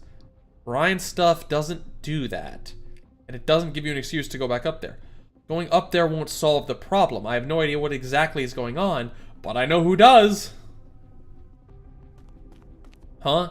He just left? That easily? Levitation layer? 11 main platforms and 20 support platforms have been inspected. Jammers and backup detonators have been installed and 9 small levitation pods, which will crash one by one when activated. Personal evacuation is complete. Scouts have done multiple calculations of the fallout curve based on the wind direction and force, confirmed falling debris will not reach the square serving as the evacuation spot. Oh, goodness gracious. We blowing this shit up. Terrorism! All aids, all areas, progressing well. Gustav sends word from the Cloud Restaurant's cockpit. The propeller paradise will be within DC interstate net range in 5 minutes. Your orders, sir? Anyone seen those 2 newbies from Bravo? The ones responsible for that Banshee? Positioning shows they're still on platform 3. It's not in the plane's operation range. Should we send someone to check it out? Seemed like their mission's been taken over. Platform 3 is far from the detonation target, so don't worry about that. I'll handle it later. All teams sync chronos. Phase 2 begins now. The jail cell window crops and ups the sky into a tiny square. The ordinary yet mysterious tree, centerpiece of Nazi's research, and Rhine Lab's core project is now hidden from review by strangely clothed figures and floating balloons. In a few minutes, the expo broadcast will begin, without Nazi's involvement. Her bone pen and mechanical devices were seized earlier, so all she needs to do now is play the role of a helpless sinner. If Millsies were here, she'd probably summon 8 water clones to scold her for being silly, but Nazi does not regret her decision. Though there is one woman on her mind. Viella leaving the Convalis had always left her uneasy. If the chance came... Who's that? I wonder who that is. I wonder who that is. Who's that? Director Lunoy, you have to follow me to the tree platform. You're supposed to be keeping the device data and core code safe. What are you doing here? But the tree is growing now. Growing? That's impossible. So that's not supposed to happen. If it affects the levitation module, it'll be dangerous. It'll definitely be dangerous to anyone on the ground. The levitation module runs independently with a backup power supply that can last for 5 days. But the abnormality you mentioned, the only way to find out what's happening is to go inside the tree. Come with me, Director. The security cams have been rigged. With a delayed feed that should buy us at least 20 minutes. I'm not sure why, but the cell smart locks are unlocked. So now's... That's because the chief executive of Propeller Paradise opened them for you. Oh no, wait. That's fucking Gordon. That's fucking Gordon. I expected that to be Mercia coming back here, but no, that's Gordon. That's because the chief executive of Propeller Paradise opened them for you. I am here now. What's good, motherfucker? Gordon? What's all that on you? A DIY Halahide to a face shield, modified propellers, and a secondhand insulated spacesuit? Did you loot them from the park's scrap and recycle plant? Your distorted testimony at the hearing is still up on the park's bulletin board. Now you're helping us escape? Don't tell me you've had a sudden attack of conscience. Nah, see, I got your bone pen and devices here. Sorry about the hearing. I'd rather stand in the defendant's dock with you than recite that prepared speech. But all the confiscated devices were my goods anyway, so I'll take the blame for that. Who are you and what have you done with Gordon Tannen? What happened? My dear citizens of DC and all those watching this live broadcast, you might already introduce Propeller Paradise, an experimental park sure to leave its mark on Colombian history. We don't have much time. Nasty, you've done deals with Gustav. I'm sure you won't doubt the intel I'm about to hand over. Your old boss is planning something with Maylander, correct? Even sharper than I thought. Seeing the park's chief executive here when he's supposed to be making a speech in half an hour is proof enough. Friends, look out your windows, up at the sky. No amount of marketing bluster can compare to what you'll see with your own eyes, where the future among the clouds is waiting for you. They want to can the expo with an accident that'll kill the future of Propeller Paradise, though I have no idea exactly what that plan is. If Maylander's involved, they'll move fast. Fuck. What was that? God, am I seeing things? Something's falling from the levitation blade. Is that the lucky Sisyphe's floating pod? No, there's more! 3, 4! It's part of the opening ceremony. They didn't mention this in the script. They're gonna come crashing down. Wait, the pod stopped falling? As if something gripping them firmly. Huh? What was that? Oh, it seems the tech companies are pretty surprised they even got me. We've just witnessed Propeller breakthrough in the field of levitation with no need for papers or data. And this is only just the beginning. No way. There's no emergency stop module, even in ongoing projects, that could have done that. Sky, your field measurements are more precise. Where were the falling pods supposed to land? From visual estimates, they would have probably crashed into platform 2, blocking the connecting lower layer tunnel. It's the only path we can take to the tree. Gordon, I accept your apology, but I have no time for your plans. That miracle was no stroke of luck. Might have something to do with you and your invention. Is that a threat? Just my intuitive judgment on all rule breaking. I don't need your help with Gustav, but I do need a bargaining chip to make sure Propeller Paradise stays afloat when everything's done and dusted. So my tree. Letting you handle something only you know how to handle is part of my plan. Got it. Rhinelab staff will cooperate with you. However, whatever it is you're planning to do, go to the tree first. Go to the tree at the first sign of danger, and I'll come get you. Everything ready, 5-4? Preparations complete. Let's go. I have an opening speech to make. I forgot floating Croco man is just him. I forgot floating lizard that we get in game is just him. I forgot the Sky Ranger one is just Gordon. He looks so different when he's not got the suit. What's going on? The jammer and all backup detonators aren't working. Transmitted signals show the devices are all activated, but the 9 target pods' core engines have stopped. Some of the received signals are all messed up. Even pods out transmitters are attached sending signals. Get a team to investigate this. Have them remove all traces of our work from earlier and retrieve the transmitters. Captain, that's equivalent to calling the operation a failure. You forget how we do things in Mylanda? If reality happens to significantly deviate from our plan, cease all action immediately. We're not some rankwood espionage flick here I was trying to be tough. Seems like someone is biased against blockbuster hits. We don't do reshoots. It's not as if we have no other choice. Don't send anyone to the pods. It's probably the Banshee's incantations keeping those toys from falling straight down. But Nasty should be in jail right now, right? It's not the Banshee I'm referring to. The incantation has fundamentally changed how the levitation layer facilities are connected. The malfunction receivers prove this. You're telling me that Banshee's incantation is able to connect the levitation layer's power supply structure, send signals, and synchronize commands? It's the craziest thing I've ever heard. Nasty designed the entire park's conduits and systems herself, after all. She's become one of the Readalong 10 solely on her engineering talent. Now, if we utilize the upper level's power grid and detonate just one engine, that'll cause the entire layer to fall. The entire layer? So you mean the park will connect with DC in 25 minutes? We'll have to present a reverse firework display to Propeller Paradise. Change of plans. Those on the upper layer mobilize personnel and connect the support platforms surrounding the levitation layer to the common power grid. Those on the lower layer calculate the crash zone and prepare for evacuation measures at any moment. I'll let Gustav know of this and have the admin staff coordinate with us to delay the opening speech. Also, send a group to the jail to confirm Nazi's position and deploy at least 3 elite squads to the elevator square and any ascendable routes. It's only a matter of time before she returns to the levitation layer. Are you not going to join? Oh, I have to go supervise an agent of mine. Maylander has quite the troublesome evaluation systems after all. I'll join the rest of you once I'm done. All right, teams, move out. Tin Man, I swear to God. Swear to God, don't do anything to her. Mercy is good, cool, I swear to God. Giant broadcast screen hangs in the Cloud restaurant, incessantly switching between gaudy company logos and the newest levitation devices. Loki's agitated voice booms from the speakers. The lower left of the screen is a real-time feed from the control room. A small red dot representing Propeller Paradise flashes, heading for max DC. 2 cameras stand on cloud-like carpet, pointing at a lone chair, like a defendant's dock awaiting Gordon Tannen's attendance. You're late. Why'd you have to come dressed like that? No time to brand new outfit. We'll have 20 minutes till your speech. Oh, the tie on my ATAO uniform is too tight. I remember 6 years back when you just got that set of clothes after your promotion for a full-time role. I personally adjusted it for you, so get it from Joy you were. You told me I had a lot to learn to be worthy of that uniform.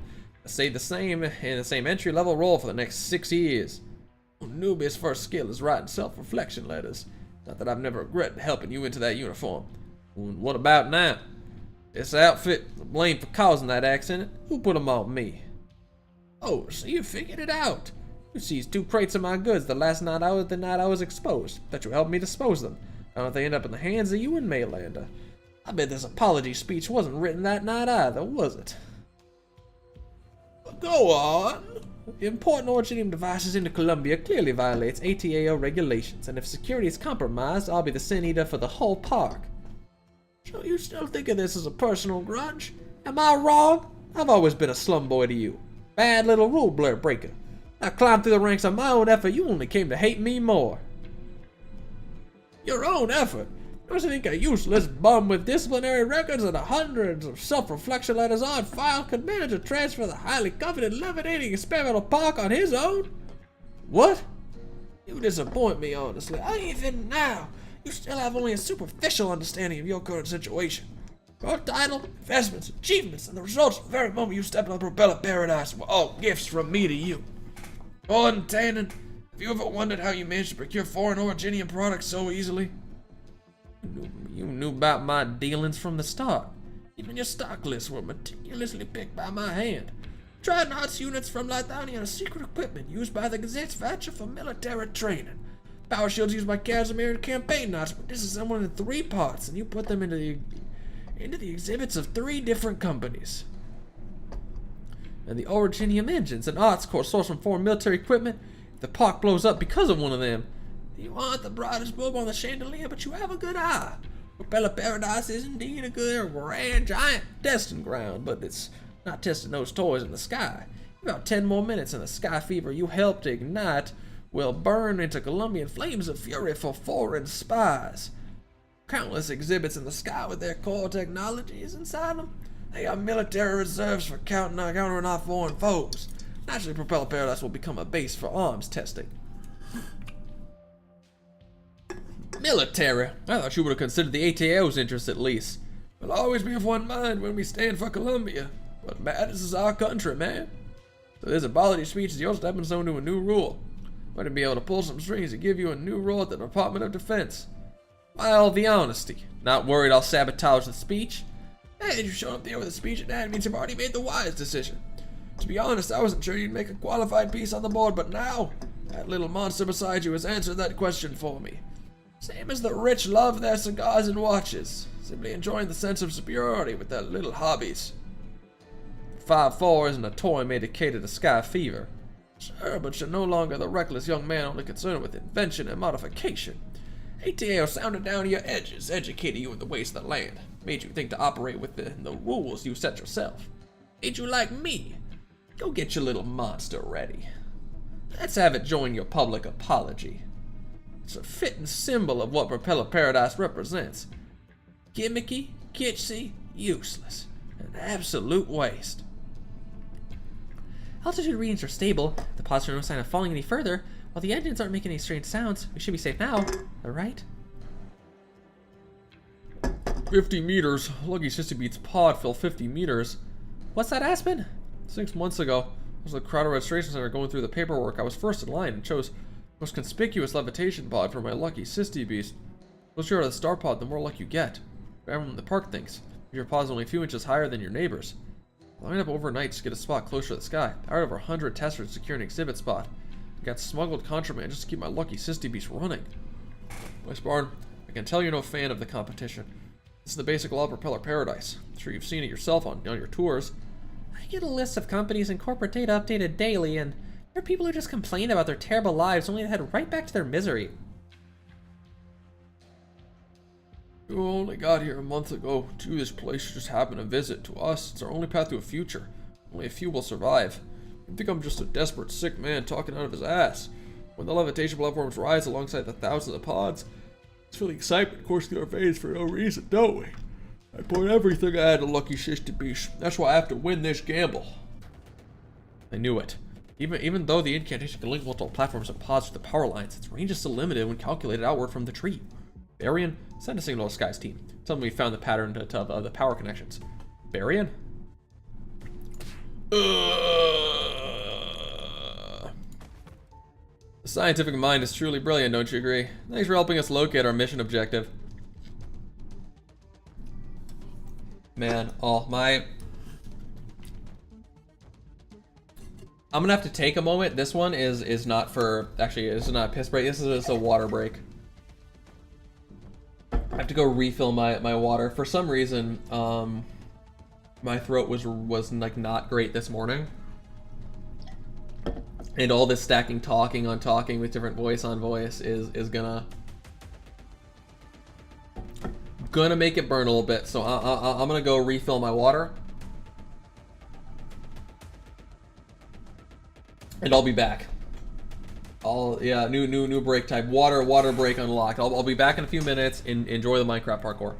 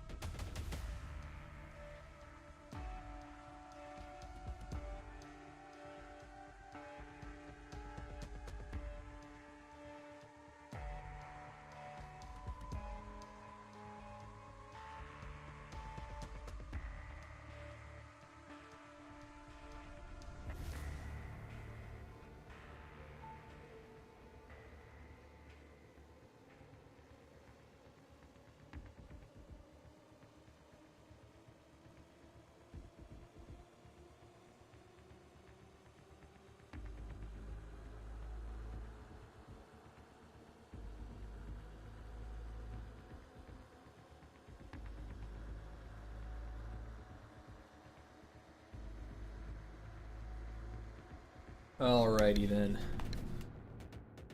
Gang. We're back. It's annoying, yeah.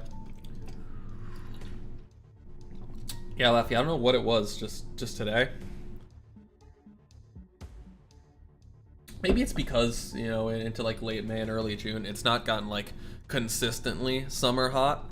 So it's still like a bit warmer, a bit colder, a bit warmer, a bit colder. Like when it gets more consistent, it tends to happen when it's going into fall and when it's going into winter. It tends to happen as well, where throat's a bit just scratchy in the morning. It doesn't love the change in temperatures and, you know, how dry or moist the air is. Inform our engineering experts to stop the research, centering on the platform beneath my feet, having the personnel stationed at the perimeter immediately cut all backup power and attempt to connect the supply lines through alternative methods. Also, it's highly probable that Ryan Labbers have discovered our plan. 2 researchers were found on platform 4, but have been dealt with. All patrols, speed up. Report anyone you see ASAP. Your colleagues in the broadcasting studio will buy us time by switching the camera feeds. Act fast. Those testers are effing persistent. Those Mailliner guys fly or something? How are they everywhere? I think we lured them away. There's no one here. Oh no! 5 testers and 2 Ryan Labbers found on support platform 17. They've all been dealt with and will be sent to detention on the lower level 5 minutes from now. The operation's going smoothly. They lack the numbers and are scattered like headless houseflies. That's an odd thing to say. Well, everyone excels in their own fields, and they lack communication equipment or anyone to direct them. What about Nasty? She escaped from the lower level cells 10 minutes ago, but no contact has been noted between her and any of her staff. She knows the park structure. We're at a disadvantage with such a tight time window. But hide and seek is not a single player game. We'll continue our patrols. A smattering of testers and researchers will not significantly affect our operation. Stay wary and report back promptly. Is there one more person here just now? Phew, he didn't notice me. Thanks for pulling me back, Mr. Jagger. You're welcome. You good? Truth be told, seeing the others knocked down so easily still has my knees feeling like spaghetti. Can you run? I can. Let's split up here then. No time to slow down. I'm here, sir. Let's have a smoke first, Mary. Are you fucking with me? You fucking with me? You play these games? You can look at those screens while I'm at it. She fixes her gaze at the dozen or so monitors on the wall and sees the high-altitude elevator, the floating platforms, the ropeway station. Almost every inch of Propeller Paradise is displayed on those screens. The bright and bizarre structures in the sky seem to pop out from the screens. A strange sight in the dark room, as if Mercia was attending a postmodern art exhibition instead. God, man. I hate to say it again, but it's like, man, Arknight's aesthetic is so cool, and it feels like they only scratched the surface of it with Enfield. But you know what? Maybe I'll play more Enfield sometime later. Haven't played in a while because I'm just not particularly interested in the story, the characters that they're showing. But maybe, you know, maybe they'll cook. Maybe they'll cook eventually. But like, man, oh, some of these like places and just the ideas and just the things when you hear them described, that's like, oh, that could be so cool, all these scenes. And then it did not feel like they executed on that. It feels like they definitely played it, perhaps arguably a bit too safe in Enfield, a bit too MiHoYo adjacent in some of those decisions, when I think they could have been very striking in some areas and really differentiated themselves. This place. What of it? Nothing. I just didn't think Propeller Paradise would have such a sealed off space. Reminds you of our interrogation room? So, may I know why you were looking for me? Look at that upper right monitor. You heard the explosion earlier, didn't you? The nearly 10 floating pods connected to that Ryan Lab tree should have been smoking heaps of scrap metal in the waste by now. Mary, I'm sure you know what sort of force keeps them in the air, sir. An incantation. I kept the secret from you, sir. Our colleagues at the Emergency Management Council have only just captured the dangerous criminals responsible for the explosion, and now they have to clean up the mess caused by their own people's negligence. You've seen it. The Banshee's incantation has changed the way the levitation layer connects to other platforms and pods. Any other incident happens, it'll affect more than just 9 pods. The situation is dire. Sir, I shouldn't be speaking to you like this as a secretary or a Maylander agent, but I understand my colleagues, and I know how the council works. Just now I was looking at the surveillance footage. They were busy munching on cotton candy. Inefficient methods of deception like that should be forbidden on such serious occasions. I've completed my mission on Propeller Paradise, both monitoring Mr. Tannen and the many tech companies and exposing their secrets, but now I see these missions were never to ensure the expo ran smoothly. Be it the secret from the start, the explosion just now, or the so-called other incident you mentioned, they've all been part of your plan. Yes? You're keen. You pass. So what exactly... Let's sit down before we continue. Sit down, it's big, glary, old girly little boy. Hey, sit down, hey, it's me, old girly, sit down. Come on, you three, some manners would be good.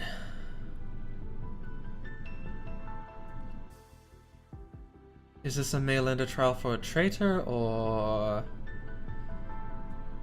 I have finally found some time to handle a junior's troublesome evaluation process.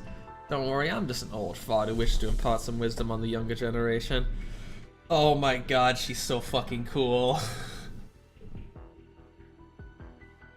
Like, Mercia may actually just bump Shu for my favorite design in the game. I love her design. Her arts are so awesome. I'm curious what that wisdom is. Oh, Mara, I'm sure you'll hate this rotten nonsense. 1 year ago, Ron Lab submitted a proposal to DC, a project developing tech from Galeria Stellaria, and Congressman Street was inspired to expand the project for the whole country. His secretary burned the midnight oil to prepare a slideshow showcasing what the congressman saw in his dreams after having seen the sky over Trimouse being torn apart. A foundation stone was built on the clouds. A rain or shine, it'll all be under our feet. The tour groups leaving the star pod one by one as the twin moons are covered in Columbia's flags.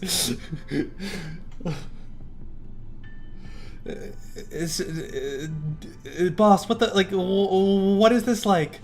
What is this New York fucking mafia comedy triple you've brought back? And so on and so on. Congress voted. How did that turn out? 275 motherfucking. Yeah. Oh my goodness. I'm slowly like I'm slowly like losing my mind and just like glancing more and more often at the like fucking Minecraft parkour, even mid reading. I don't know. I yearn for the jumps. All right. Well. Hey, what tell you, foundation for the clouds. Hey, let me tell you, 273 to 65, more than 80% voted yeah. Huh.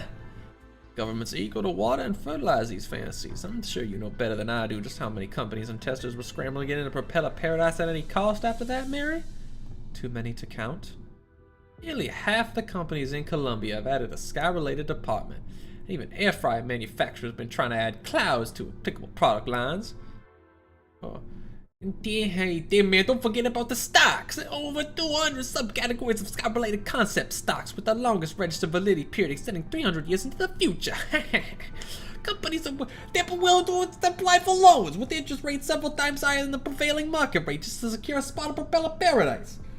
Hey, oh! I remember looking through.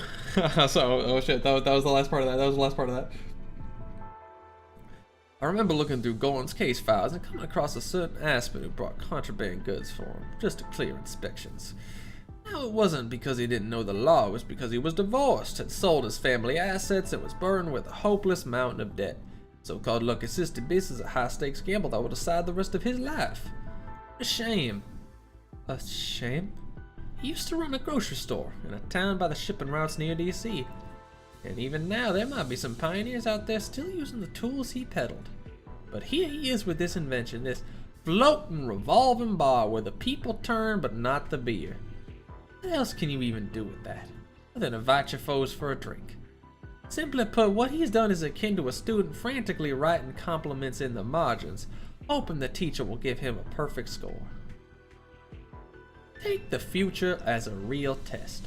Who's gonna be the examiner? You? Me?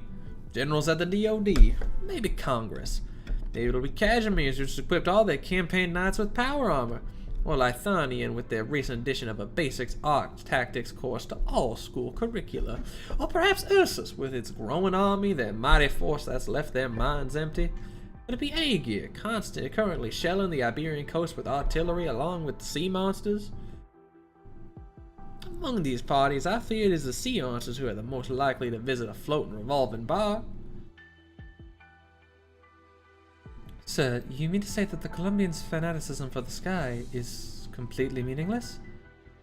Compared to what's happening everywhere else right now, I'm afraid so. Colombia's always been driven by fanaticism. I'm sure you're crystal clear on this, given your background, Mercia. Without a fanatical drive for freedom, we wouldn't have had our frontier rebels 80 plus years ago. We Colombians would still be living under the Victorians' heel. Our lust for wealth, our mass pioneer movement would not have happened, and nearly half of Colombian land today would remain an untraversable wilderness, even for the strongest burden beasts. But this time, it's just a waste. Do you think Propeller Paradise should take the blame? Why would I? It's already accomplished its mission perfectly. Well, it's one step away. It stirred up the Colombian zeal more effectively than I could have ever hoped. Now it just needs to redirect it. Through its ruin. Through it, being destroyed. By who? Who else in this pot could... Wait. Mr. Tannen's goods, smuggled from all across Terra, Cashmere's, Lithanian, Sargon, and even Kazdel, they'll become weapons planted by foreign spies deliberately intended to ruin Colombia's display of achievements and destroy our people's fantasy of taking to the skies. 80 plus years later, Colombians' rage will be reignited once more. Cashmere's might not want to see their tax money turn into knight armor. Lithanian children might just run away from boring arts tactic classes. But Colombians, we have our fervor. We move into the future, we move forward together, tens of millions strong. As long as we can direct the zeal onto a proper path. Collate our wills and seize the truth of everything. Sir, I remember you telling me your story. I thought you always hated war. It's been tens of thousands of years. The number of lost souls in my hand is no less than the casualties of a military campaign. The reason I didn't burn in Kazdel's furnace then is that I hate meaningless sacrifices. But this time, the arms race might just be the beginning. You and I know it won't end there. Just like how the Great Expansion didn't end with the discovery of some more. So the sacrifices Colombia needs for this competition won't be enough with just this park, correct? I told you before, this is a whole bunch of rotten nonsense. Maylander Foundation didn't have to explain all this to you, my dear agent, but the day will come when you'll have to accept the truth, even if you don't agree with it. Don't forget your family name, Mercia. You're a Celine. I'm trying to think what characters we know that have that last name, and I can't think of any. I'm sure it's relevant.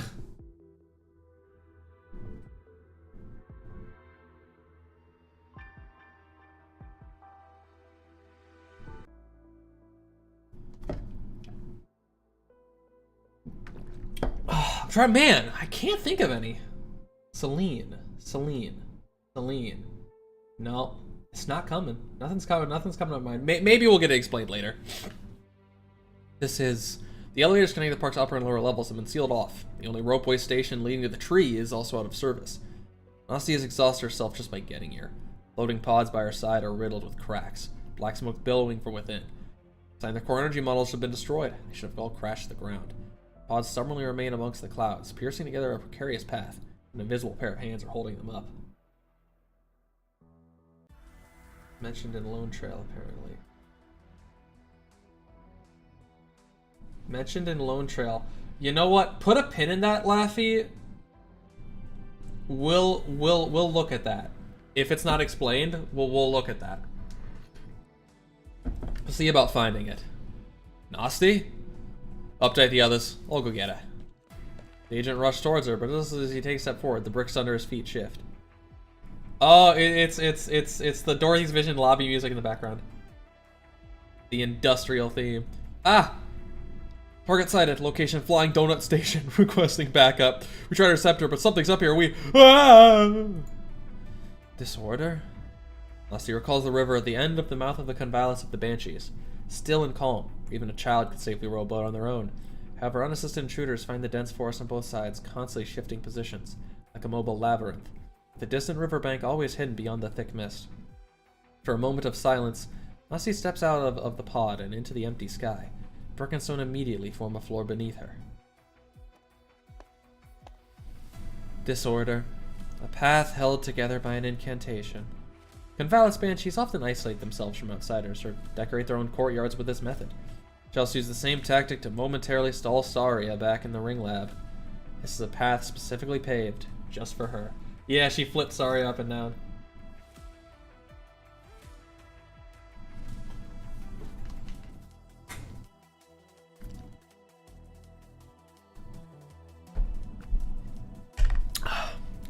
To her surprise, the whole area centered on the tree has been reconstructed by the incantation. This is another cool area. But she fails to find the caster within the tree's core among its roots. Only the roots of the tree are breathing, just as always. Please verify your credentials. Nosti Lunaroy, Director of Engineering, Ryan Lab. Nosti dashes toward the roots. She must confirm if any abnormal changes have happened while she was away. So what is left of the vivarium? The secret Ryan Lab has been protecting at all costs. No matter how the unrest in the park ends, it's the only bargaining chip in Nosti's hand. She touches the roots, allowing data to flow into her fingertips and gather in the branches around her waist. Lizzie's always teased Nosti about being a human computer, and she always took it as praise. In the current situation where biotechnology is fused with the Banshee witchcraft, her body is perhaps the best data cable to use. The branches begin to vibrate quickly, a sign of the device overclocking. Almost simultaneously, Nosti feels some sort of temperature shift. Not the chill of condensation, not the heat of electricity, but body heat? She experiences a strange feeling out of nowhere. Here and now, she's no longer director of Ryan Lab's engineering section, checking if a device is still operating normally, but a banshee touching another of her kind. Just like so many years ago, that woman held her own hand and taught her how to blow a leaf whistle. Nosti abruptly looks up. Oh, fuck. She is, Nosti, my child, you're back. Ah, I wonder what the boss is then in this event. I haven't actually played the event. I've only played a little bit of the event. I was originally going to play it on Saturday, but I just did not feel like streaming. I was going to play it like Saturday night, but I did not feel like streaming. So, here we are. I guess kind of getting that spoiled for me, but yeah. Report. All pods on the levitation layer are now connected to the detonation web. We have people on the lower levels vacuuming people from the square. People are very passionate about the exhibition. Things will take some time, but it will not delay our plans. We'll detonate the detonation layer as soon as Propeller Paradise docks with the district. Any movements from Ryan? Taking 23 into custody. A dozen are still at large on the platforms. We have control via 8 observation points. Most people are going in and out of the exhibition area and the ropeway stations. No special Ryan equipment other than standard maintenance gear. They're just playing hide and seek. No plan B. Keep an eye on them. They don't know the details of Mailer's plan, nor do they have any means of communication. Any last gasp effort is doomed to fail. Understood. The outline of Max EC, the most vibrant nomadic city in Colombia, is already visible from the ropeway station waiting area. The agents have not had a chance to enjoy the view of the Propeller Paradise until now. With an excellent visibility, all the elaborate facilities of the levitation area are brimming with vitality. Pods float in midair like aquatic creatures. Floating botanical units line up orderly between small platforms, forming a power grid that supports the entire layer. Wait, where did you say Ryan's people were? Exhibit area and ropeway stations. Where exactly? Show me. Look at there's movements. There's no way they can reach the platform where that tree is or other companies' pods. Could it be they're not trying to take back their turf at all? But Ryan's people, the testers and the company reps, they all seem to be flying around blindly in the dark. What's the point of it all? Agent casts a casual glance at the nearest planning unit. The unremarkable Ryan creation stands quietly. Suddenly realizes that the warning lights on their edges are easily visible, even during the day. They've been blinking irregularly for quite a while now. Spotters report that all Ryan people have disappeared from sight. No, they didn't disappear. They're going in the same direction. There's a pattern to their movement. Everybody listen up. Destroy all the planning units you see along the way. They're not decorations. Ryan's using them to communicate. Cut off the exhibition area from the ropeway stations and find every one of those people playing hide and seek. Find out where they're heading. What on terror are they thinking? You've been looking outside the window for a while. You said you must win your gamble and you have a reason. Yes? I'm in the middle of a gamble too. I have a rough idea of what's going on in Propeller Paradise given the look on your face and the freefall we just experienced. You would want to kind of risk with me for no reason, but there's nothing I can offer you now except... You want the lucky sissy beast? You could say that. I want the contraband that Gordon Tannen sold you. Coming to the broadcast room to bother me? When you should be preparing your own speech? You sure have a thick hide, Mr. Tannen. I would have died a long time ago if all my enemies refused to work with me ever again. Work with you? I'm afraid I can't.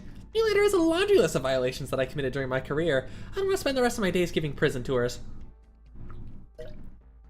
Neither are you looking to lead a peaceful life. Besides, my proposal has something to do with Maylander.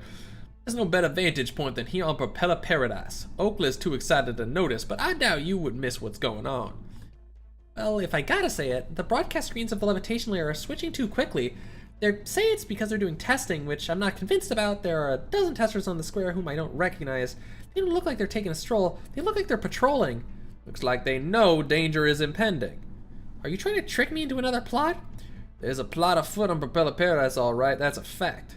It's also a fact that I won't let Gustav make a mockery out of this place in front of all of Columbia. You have 10 seconds, yes or no. What are the chances of success? 10%? Doesn't sound like a gamble you'd take. I don't have a choice with that old fox sitting across the table holding all the cards. Plan almost certain to fail. Interesting. Tell me about it. I need you to convince as many people as possible to return to the levitation layer and retrieve the Originium equipment and arts units on this list. All the contraband that you sold? They have far more potential than just sitting under the spotlight. You want to escape and take all Propeller Paradise with me. Gustav and Mailer never intended to allow the exhibition to go ahead. The opening ceremony was just a smokescreen. The levitation layer will fall a second time soon, but miracles don't happen a second time. Lucky CCB can't afford to start over. Neither can most startups on Propeller Paradise. Escape and take all Propeller Paradise. It's the only way to save both Propeller Paradise and the people on the lower level. God, Fern, please, please just talk less.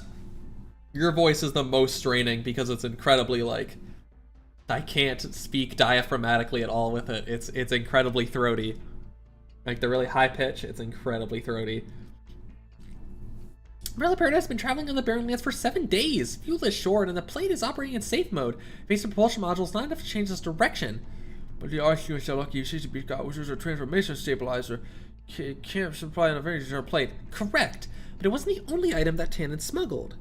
You mean get all the contraband devices to build a makeshift propulsion module to make the plate deviate its course? Not deviate. Make an about face. About face? The idea was saying it's the direction of the borders. True, the procedure for cross-border travel is a little complicated. It would be crazy.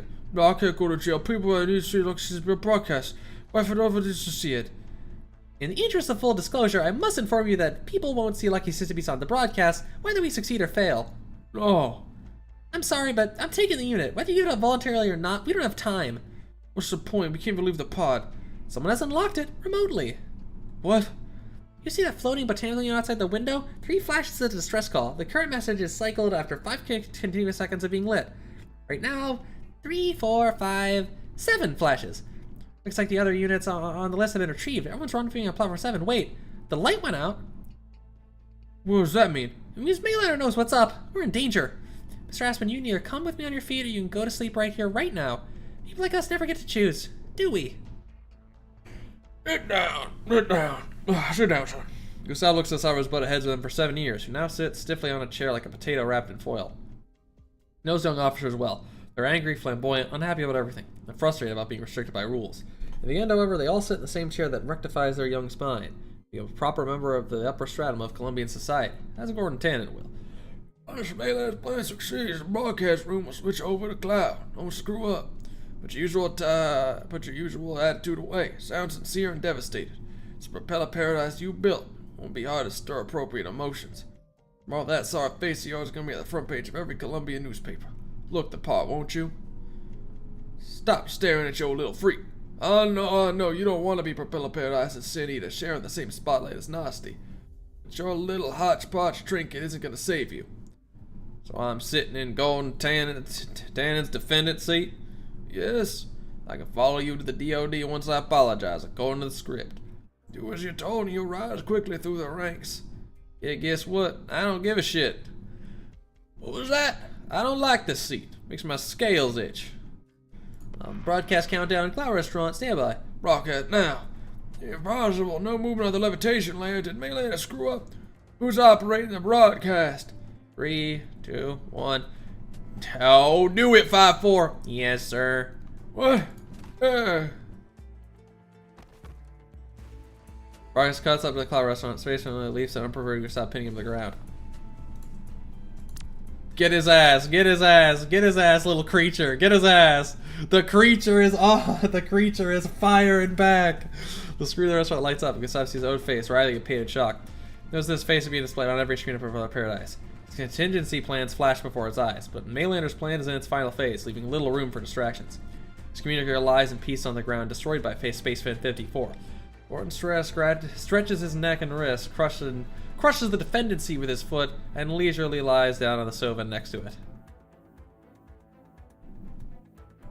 He be chillin'. Oh, that felt good. By the way, tomorrow that sorry face of yours is gonna be on the front page of every Colombian newspaper. Look the part, won't you? You! What, you expect to be immobilized by a little hobby made to fuel sky fever? You're the elder statesman of the ATAO, planted a new chapter at the Department of Defense. You made the rules of Colombia when you were young. You continue to serve your country even after your retirement. Woohoo! First rate, ain't you? Maybe you've grown into thinking that your enemies will always use the rules to fight back in smart, clever ways. You forget Gordon Taden's a bandit who never gives a shit about the rules, a piece of trash obsessed with his toys? I guess I shouldn't be surprised. You don't even recognize 5-4, even though I didn't change its voice module.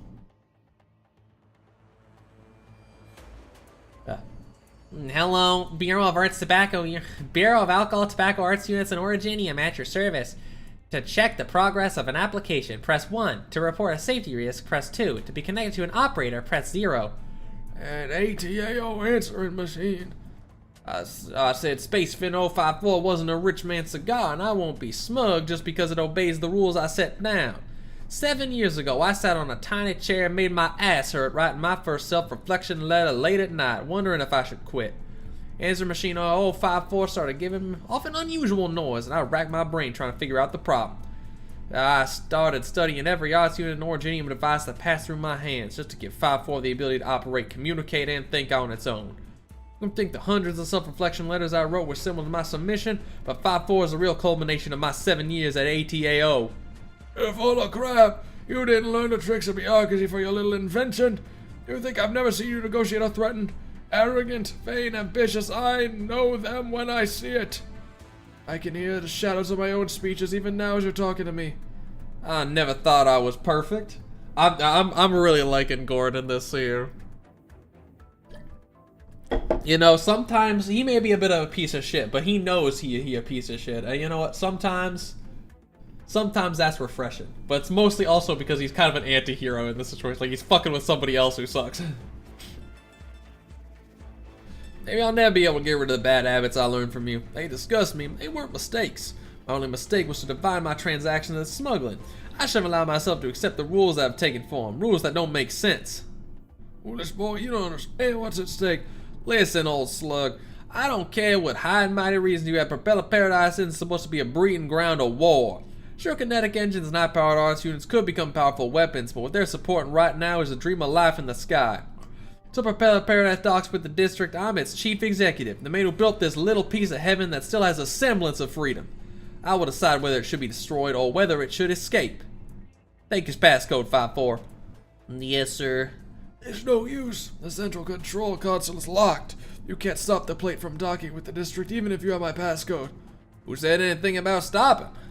I said escape. Not only did the former head of ATAO not disable his passcode when he retired, he used the security access it granted to disable the urban identification code system on the Colombian border. Cool, isn't it? You're gonna commit treason for this stupid, pointless children's playground. You were right. You didn't learn a single thing from me. Mention that Propeller Paradise is running out of fuel. You can't operate the plate steering system. You don't have enough energy. Even when you've been to the ground by the robot I built, you somehow managed to forget that I've always been an inventor. I hope they deliver the goods on time. The under-rotary mortars has never been so clear. Platform 7. The skies are clear, overly pristine, self-cleaning artificial clouds combined with natural clouds to form a wondrous scene. People on the platforms are oblivious to it. Some 50 Propeller Paradise guards and mailing agents block off every passage and cable connection, forming an impregnable cordon line with their bodies and weapons. Beneath their feet, the classical black and white tiles form a chessboard, two sides separated by 10-meter long open-air passage. The eyes of the agents are fixed on the support platform on the other side of the passage. The Orion staff and testers who had at one point disappeared from sight now assemble there. Platform 7. The analysis was correct. It's the way the hide and seek converges. People are ready, but they're more than we expected. They took out our guys in the broadcast room. The intel was not accurate. We're putting in everyone we have. Strength in numbers alone isn't enough. Be on your guard. They have an advantage when it comes to the new weapons and lay of the land. Propeller Paradise is about to dock with DC. Do not let anyone pass. Use force if necessary. I'll take responsibility. Yes, sir. 6 elite squads. We have numbers, but the guys on the other side are hard to tell people to keep going when they're exhausted. Get word out to the others, Jelena. And anyone who's too tired to move, give someone else their core components. Pick up any hover unit, stay behind to guard the support platform. You're betting on them being wary about unknown new products? I hope it works. You made it. Are you sure you want to go this way when it's like this? Yep, this is the only way to Cloud. Take my parachute. Things might get dangerous. What about you? Me? Engages the Maylander blockade with interest, as though she's going to meet an old rival. The camera drones left platform 7 half an hour ago. Nothing that's about to happen here will be seen in the broadcast room. Everyone knows that conflict is inevitable. Neither side wants to delay. Their eyes are fixed on each other. Everyone's waiting for a sign. My tour is waiting for my signal. Suddenly, a yellow and black warning flag is raised. A young feline woman leaps out from the crowd, loudspeaker in hand. Oh, yeah. That's a cool CG. Very like revolution imagery. Coming out, you got the flags and everything up, you got all the fists up. The first day I snuck on a Propeller Paradise, a kind guide told me that no one in this place can be stopped, even if the sky's no longer off limits. From the exhibits to the underground lab, I memorized every strange and curious invention. The complexity is behind them, and hundreds of thousands of words of descriptions. I could tell you made the flying toaster above our heads. It's modeling the generation. I could also go on about how wonderful they are, but to be completely honest, I find levitating place less interesting than the sunset of the bleached wasteland. Then I remember what my father used to say to me. A story is always more interesting than an explanation. I've had many frustrating experiences the years that I worked as an independent guide. There's nothing wrong with seeking truth, but many people subconsciously disparage exaggeration, inspiration, and dreams yet to come true. I swore I would never again label things I've never seen for myself as impossible and laugh at my own family with my neighbors as I did a few years ago. It was not until the day my father died that I truly understand what he said. If Propeller Paradise needs a guide, I'd rather tell the people of Columbia about the people I met here, about their stories. Rice Bush. That's your name? Your name's Rice? Uh-huh. A cobbler from Bunker Hill whose dream was to leave a footprint on each of the twin moons so that everyone who looks up with a telescope would see his shop's logo on the shoe prints. There's no bigger billboard than the sky, after all. Owen Fredericks. I'm here with a much more normal name. Hardware store owner who wants to put his own screw on the second ring lab and a spot for his family when space colonization becomes reality. Hey, never hurts to be prepared for the future. Aspen! I'll tell it myself. Aspen, grocer from Northville. For being tricked into taking out exploitative loans, I divorced my wife and left home so the creditors wouldn't go after my family. My wife and I came up with the name Lucky Sissy Beach together. We haven't spoken to each other in 2 years. She was worried sick when I left. I promised her the name Lucky Sissy Beach would be on TV so that she'd know I'm safe. Now I know the expedition was one big fat lie, but I want to at least see this red balloon with the Lucky Sissy Beach logo on it, even if all the pods crash. Aspen, and all of you, the things we want, whether they're based in reality or just a pipe dream, whether they're the result of blind conformity or superstition, they're much more important than Maylander and Gustav think they are. Run, jump, fly. We'll overcome everything that tries to block our path, and change us without ever trying to understand us. We're the ones who will decide Propeller Paradise's path. Fern dashes forward like a foul beast, loudly blasting her signal as the rest of the pack falls behind, charging at the Maylander blockade. Exhibits fly over their heads, fly over the heads of the pushing and squeezing crowd, carrying all kinds of contraband toward the sky, absurd and flying free. Phew, finally out of the woods. Good work, guys. We just have to hang in there a little longer. 34 contraband core components, all intact. So the landing module works quite well. My work here's almost done. All that's left is to deliver this to Gordon. Hope all's well on my side. Next! Put it down.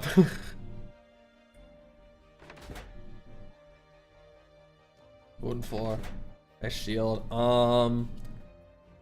Question. Who would that be? It could be the Tin Man, or you know what? We haven't seen Mercy in a while. Put it down. Turn around. Nope. Oh, that's a different man. That's a different man. All right. That's our Polish man. Put it down and turn it around. You're Gustav's science consultant. What are you doing here? Outside the window, the pinnacle of the DC government office and the Colombian flag are already visible. Gordon's eyes are fixed on the bottom left of the broadcast. The red dot on the map gets closer and closer to the district plate. According to the plan, the device on the list should have been delivered to the cloud more than 10 minutes ago. Marcel nods to look at the door. Gustav is bound to notice any sign of anxiety. Plan isn't going the way you expected, is it? You're calmer than I expected. Being able to take risks is not a bad thing, but you're not good enough at assessing risk. You didn't have time to prepare Plan B for your reckless Plan A. All you will have a heavy price to pay if it fails. And what's your Plan B? It's all good and well to rediscover your confidence, but never forget who you're competing with.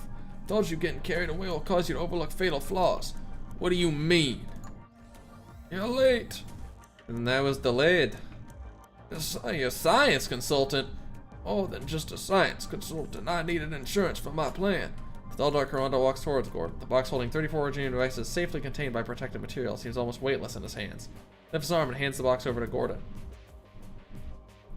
Yeah, this is what you wanted?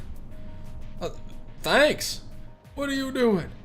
I learned a lot from you. Of course I knew what your trump card was. A rival to provoke competition, a scientific consultant with both brains and brawn, a fair and impartial outsider to give legitimacy to the hearing and plan.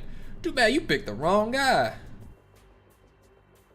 Ooh. He got some shit that bro wanted. It's the gramophone made from the tentacles of fossilized sea bone? Decorative or specifically functional? Oh, it's for, I see, the automatic tuning with the seaborne sound producing structures. The grooves on the edge indicate the design or even tested whether the seaborne adjust their biostructure based on the music. Interesting idea. Where did the golden skeletal hand come from? The one on the wall is from SAR. It forms the pair with the heavily corroded one on the shelf, doesn't it? Construction of the joints and the levels of wear and tear indicates that it originated from the western desert of Sargon. And the ruined dagger is a familiar face. They were supposed to be a pair. I got it from a Sami snow priest who said a pair of lovers put a curse on it with their blood, driven by witchcraft and cuts through iron like butter.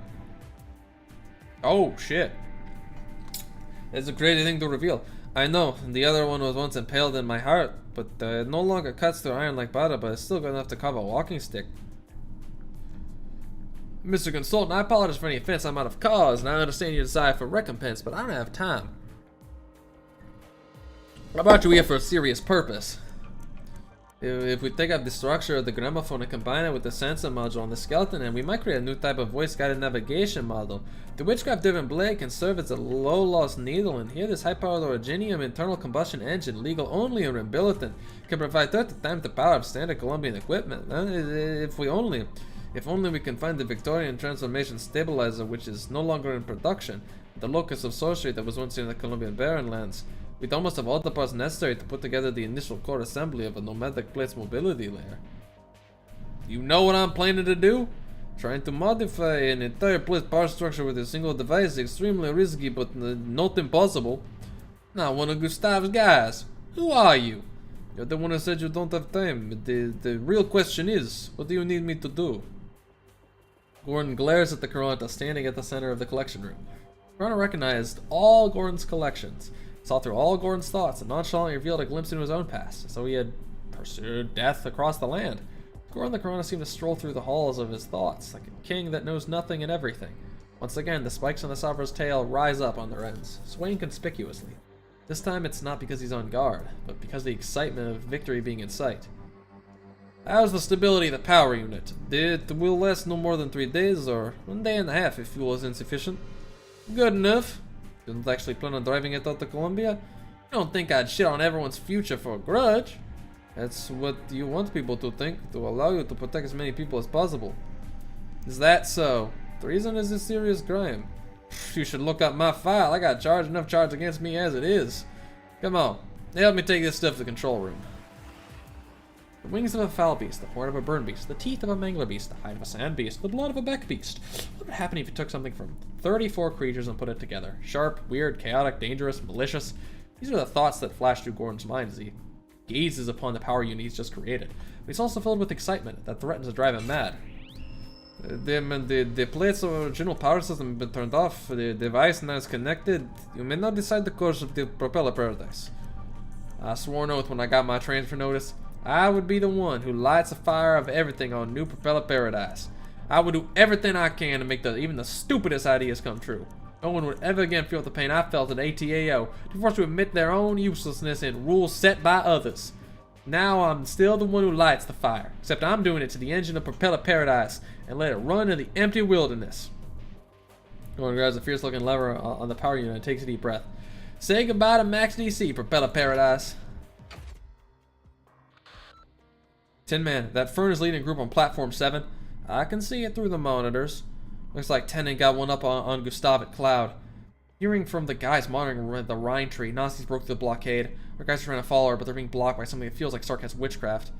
Viola, send a team over and get the situation under control. I'll deal with matters on the Rhine side.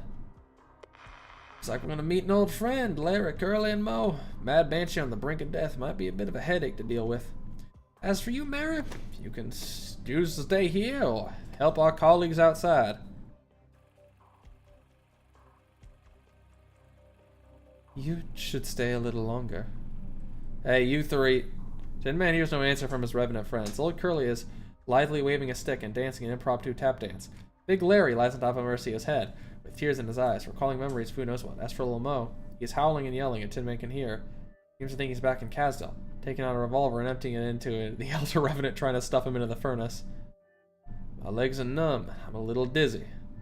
Perhaps you've been lax about your exoskeleton maintenance. This brain isn't supposed to rust. Oh, is her expression different this time? It's hard. It's hard to tell. It's like, is her mouth curving up a little bit into like a smile? So I think she was neutral last time, but it's hard to tell. Working with very limited differences here, but I imagine probably not.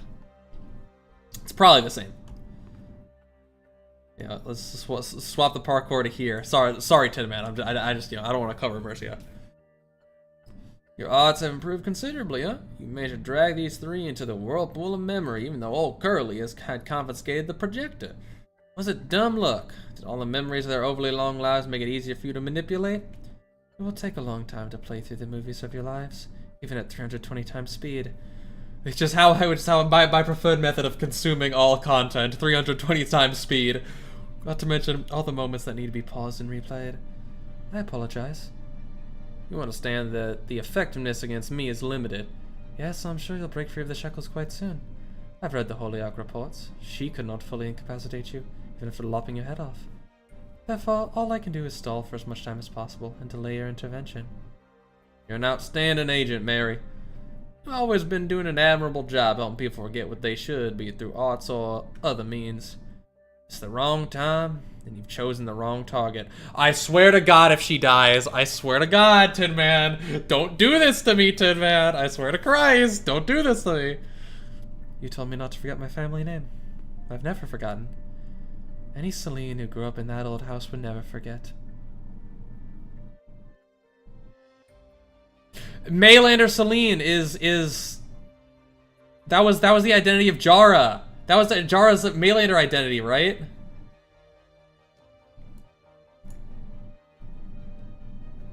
I feel like that's why it's familiar. I feel like that was like the Maylander identity was something Celine.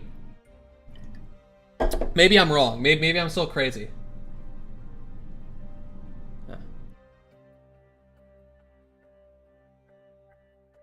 Any Celine who grew up in that old house would never forget. The orphanage of Maylander Celine, predecessor of the Foundation. It was our home. We truly considered Mr. Celine our grandfather. No, Mr. Okay. Well, I mean, is it like a... Yeah, it is? Okay, it is. Grandfather, when we were little, Do you know what my most vivid memory of him is? When I was 8, I came home from school one day to find the doll that should have been in my room, spinning in the middle of the garden, watering the grass around it. It's the only thing I had that reminded me of my mother. I don't remember her face, but I remember her thimbles gleaming under the lamp when she sewed the doll for me. Grandpa turned it into a sprinkler without a single word to me. The doll was always meant to do that. Children who grew up with me all have similar stories. You're Grandpa's best friend. You know that to the founding father of the Federation, there are only new things in Columbia, the youngest nation on Terra, raising the frontiers. Oh, her face is changing! So that could actually be a smile, because her face is changing. John Maylander himself. Okay, Celine Maylander. John Maylander. So, okay.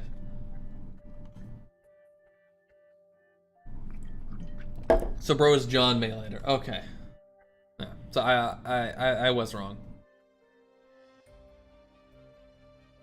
The only reason for old things to stay is to be used for pioneering. Didn't matter if we were Victorian immigrants or Gaulish refugees, whether we were children of debtors or criminals. Grandpa wanted us to become the children of Columbia, become Selenes. That's the only reason for our existence. But that's exactly why I can't accept what's happening right now and take it for granted. What do you mean? I can't begin to imagine what you experienced in the long course of history. The Maylander Foundation, the president, the vice president. They all have more things to think about. I've seen the analyses on Kashmir and power armor, the reverse engineering the technology of the Gaulish Foe Vanguard, giving results that surpassed the transmitter using the flesh and blood of knights. I've read the textbooks of Lithonian, basic arts tactics courses. I'll not be surprised if in a decade every citizen of Lithonian is a soldier, as is the case for Laterano. I can understand why Maylander thinks Columbia is falling behind. A timely arts race could bring us back on the right track. Judging by the standards Grandpa taught me so many times, there's nothing more efficient from the perspective of national development. It's not that I don't understand these fallacies, indeed. If I was asked to deal with these problems, I would draw a blank. I would be able to do little else but cry. But I just can't take it for granted. Not now. If orphans like us, who had nowhere to go, could all become the children of Columbia, then why should a mother who walked thousands of miles in search of a daughter, a mother should put everything on the line so his wife would not be hounded by creditors, testers who were simply trying to earn a living? Why should they be sacrificed for the sake of Columbia's progress? My job is to make people forget, but this time, you decided to pay a price for Columbia's progress. You shouldn't be allowed to forget. You should remember the lives and dreams that were a part of the sacrifice. Don't think of it as no big deal. God, Mercia, you're so fucking cool.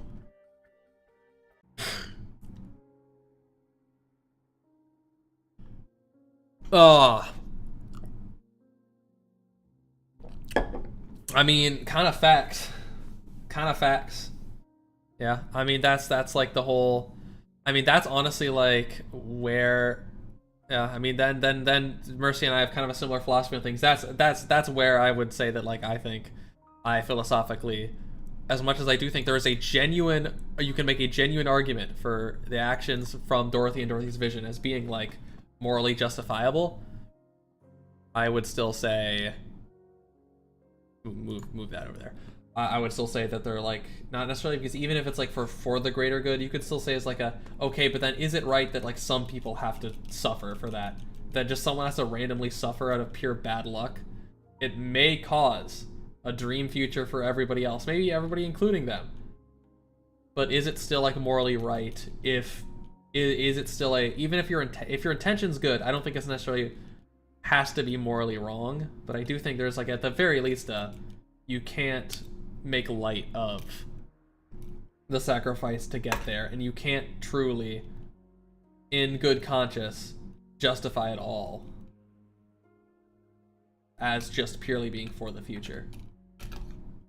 But I mean that's what makes roingus so interesting. It's because there's such a layered, nuanced kind of philosophy to think about that you can, I think, take a ton of different angles on. Nosti gazes at the indistinct figure within the winding branches, the figure of her mother. Bella's limbs have been replaced by gray-white branches, bark climbing up her clothes and skin-like scales printing countless indistinct visages. Glowing resin pours down like a waterfall, obscuring her face. Many desperate hands reach out from within, clutching her throat like clutching at straws. Both the tree and the person within seem almost unrecognizable. Only one thing that Nosti can be sure of: this was not a natural occurrence. You merged with the tree? Falling. I see your road back falling, collapsing. Must make sure you can go home. My incantation could not reach the broken path, but the roots of this roosting tree will. I harmed it. Unravel. Nasty's incantation goes unanswered. The tree's design was based on the grammar of the Banshees. It remains flawed in many ways, but it's never rejected my incantation, yet now. The branches continue to spread around Viola, dragging her floating silhouette towards Nasty bit by bit. Please, Viola, stop. Let me analyze what's happened to you. Nasty's plea goes unanswered too. All Viola does is ask questions in an urgent, trembling voice. There's no mystical pulp outside the valley. How do you polish your feather horns, Nasty?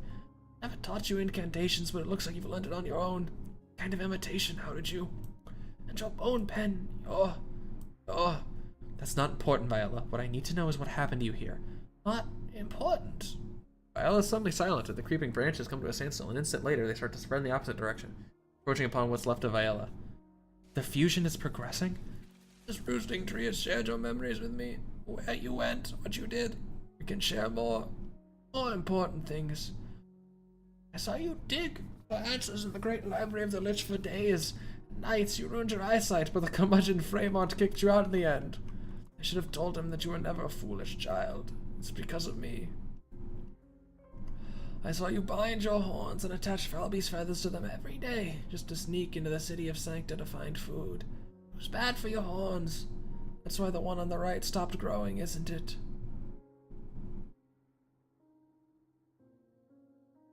I saw you sleep on metal scaffolds. There were no leaves to give you shade. Built a treehouse either, just used a simple metal plate. How could anyone sleep like that? You'd sick. Nasty listened to her go on and on, but the voice is distorted, barely recognizable, but the words of concern are familiar. Viola used to say these things when they lived in Convalis.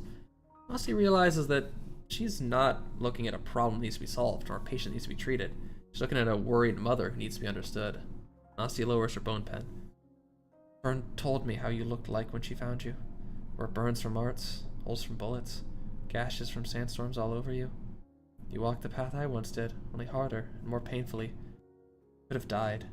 You should have stayed in the Convalis. There was nothing more I could do for the valley, for Lackameline, for the children. You've already done so much. Lies you eat for the sake of all the banshees. I knew it. They couldn't fool you. I began to sense that something was off soon after you brought me to the Convalis. I've kept the lie going for 200 years. This was my greatest achievement as the custodian of the valley. And my greatest sin. His name's not actually John, just making sure. Yeah, of course. There's Celine Maylander. But he's basically John Maylander.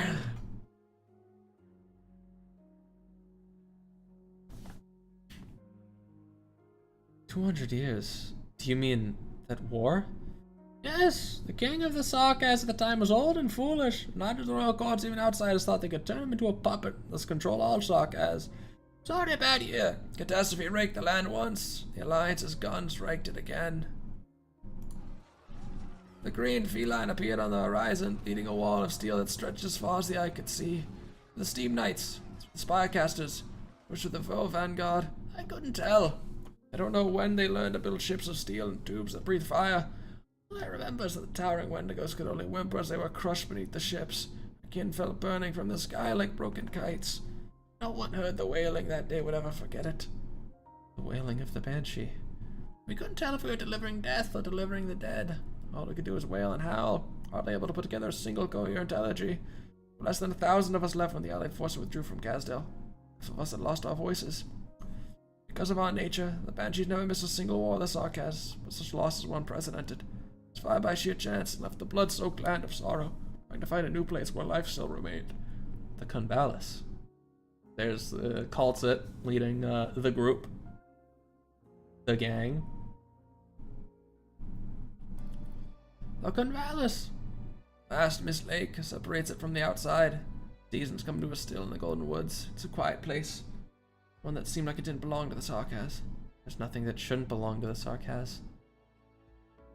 Maybe there are, like, I don't know, the lives of others, Nasty? Come on now. Yes, we believed it at the time. Me, Lackameline, the new king chosen by the crown. We believed in a new life for the Sarkas.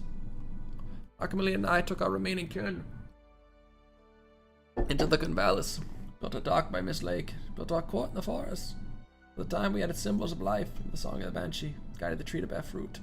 try and sweep themselves into bridges with incantations. For the first time, the banshees settled in a single place. They no longer had to sleep with only the night sky as their blanket, traveling from one death to another. But tokens from outside soon came and flying in like snowflakes.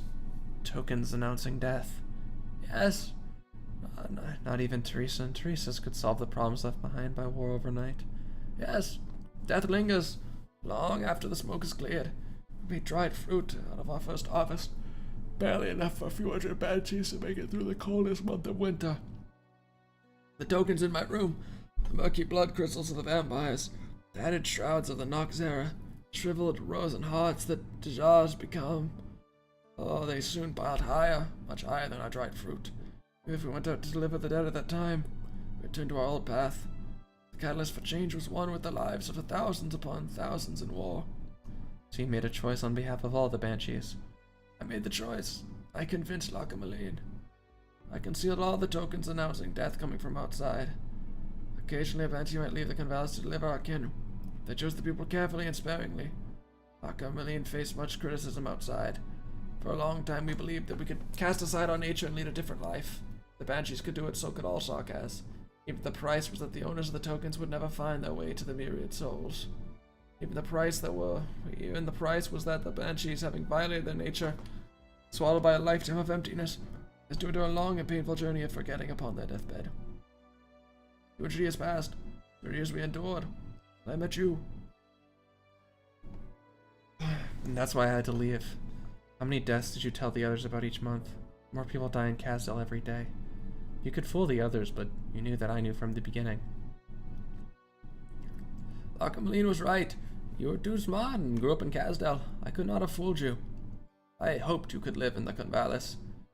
Not just because your mother was one of the many thousands of souls I turned a blind eye to. Not just because I owed you a happy childhood for failing to respond to the last wish in time. Also because I hoped that the Convalis, sanctuary that was built in the hope of seeking a new life for the Sarkaz, would at least be able to take in a child from outside after 200 years. I took the child who was most likely to expose my lie in. It's my daughter. You carefully kept me away from other banshees. Ultimately, your hopes for Convalis fell through. I made many mistakes in my life.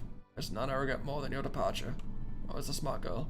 Thought about it many times, but if I had told you the truth about things, you would have understood and played along whatsoever. If that was the case, then perhaps you wouldn't have. No, I would have left regardless. I remember the day we parted. You called out to me. I didn't turn around, but I looked down at the water. There was no wind on Mist Lake that day. The boat sailed across the water like a knife cutting through a piece of paper. I saw your face clearly, reflected in the still water. You wept when I said I was leaving, but let out a sigh of relief so small, so imperceptible. Perhaps you didn't even notice it yourself. Deep down you wanted me to leave, didn't you? We were co-conspirators in the parting. Haven't you realized it, Viola? It's not the Convalis, not me. It is the Convalis, not me. That's truly your daughter. And there's them in the boat.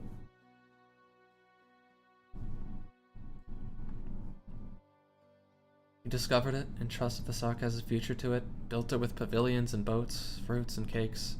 Your love for it grew as time passed. There were 2 reasons why you brought me back to the Convalis. To make amends for the price you paid for it, and to verify whether it had grown the way you hoped it would. My departure brought relief, because the one who could expose the fragile lie that ties the Convalis together left. My departure also brought anguish, because it proved that the valley could not carry the burden you hoped it would, even after 200 years. It's too fragile to accept a child who grew up in Casdell, much less become the future abode of all Sarkaz. Rusty, don't. You know the answer, Viola? You left the Convalis, came here, merged with this tree, which is like the roosting tree yet different. Did you do it for me, for yourself, or simply out of obsession? What are you running from, Viola? Are you running from death? From the failure of the Convalis?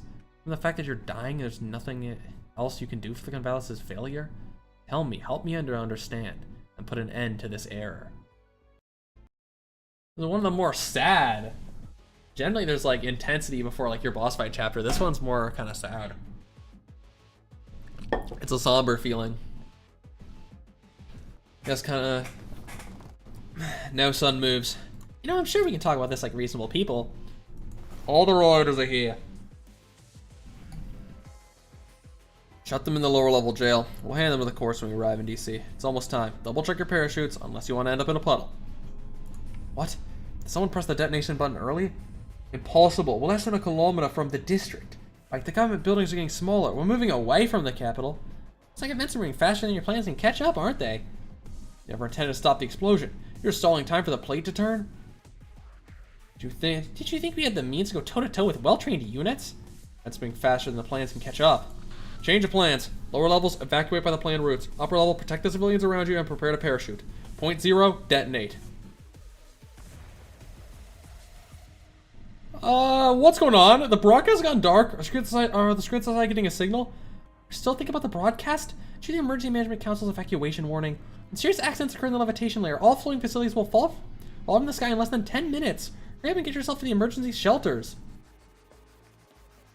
Fall from the sky? When he looks up to see hundreds of floating pods turn into fireballs in the sky, marring the clear skies with smoke and ash. Without the gentle touch of sunlight, the cloud-like pods turn back into chunks of metal, crashing down on the lower level. Who would be saying look out now? I don't know who we now have. Just fucking look out. Oh, it's a tester. Look out. That was a close call. Thanks. You're a tester? Which company? I don't remember you. Now's not the time for introductions, Oakley. The streets are exposed.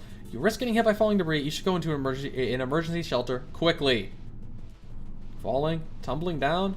Ren's heart is beating so hard she feels like it might escape her ribcage at any moment. She tries her best to control her breathing. The straps on the sides of her helmet slap her face, inflicting just enough pain to fend off the fear of falling. In an instant, the signal from the detonator travels through the connected conduits, igniting all the floating facilities at the same time. Released from Platform 7 before it loses all power. Oh, Jesus Christ!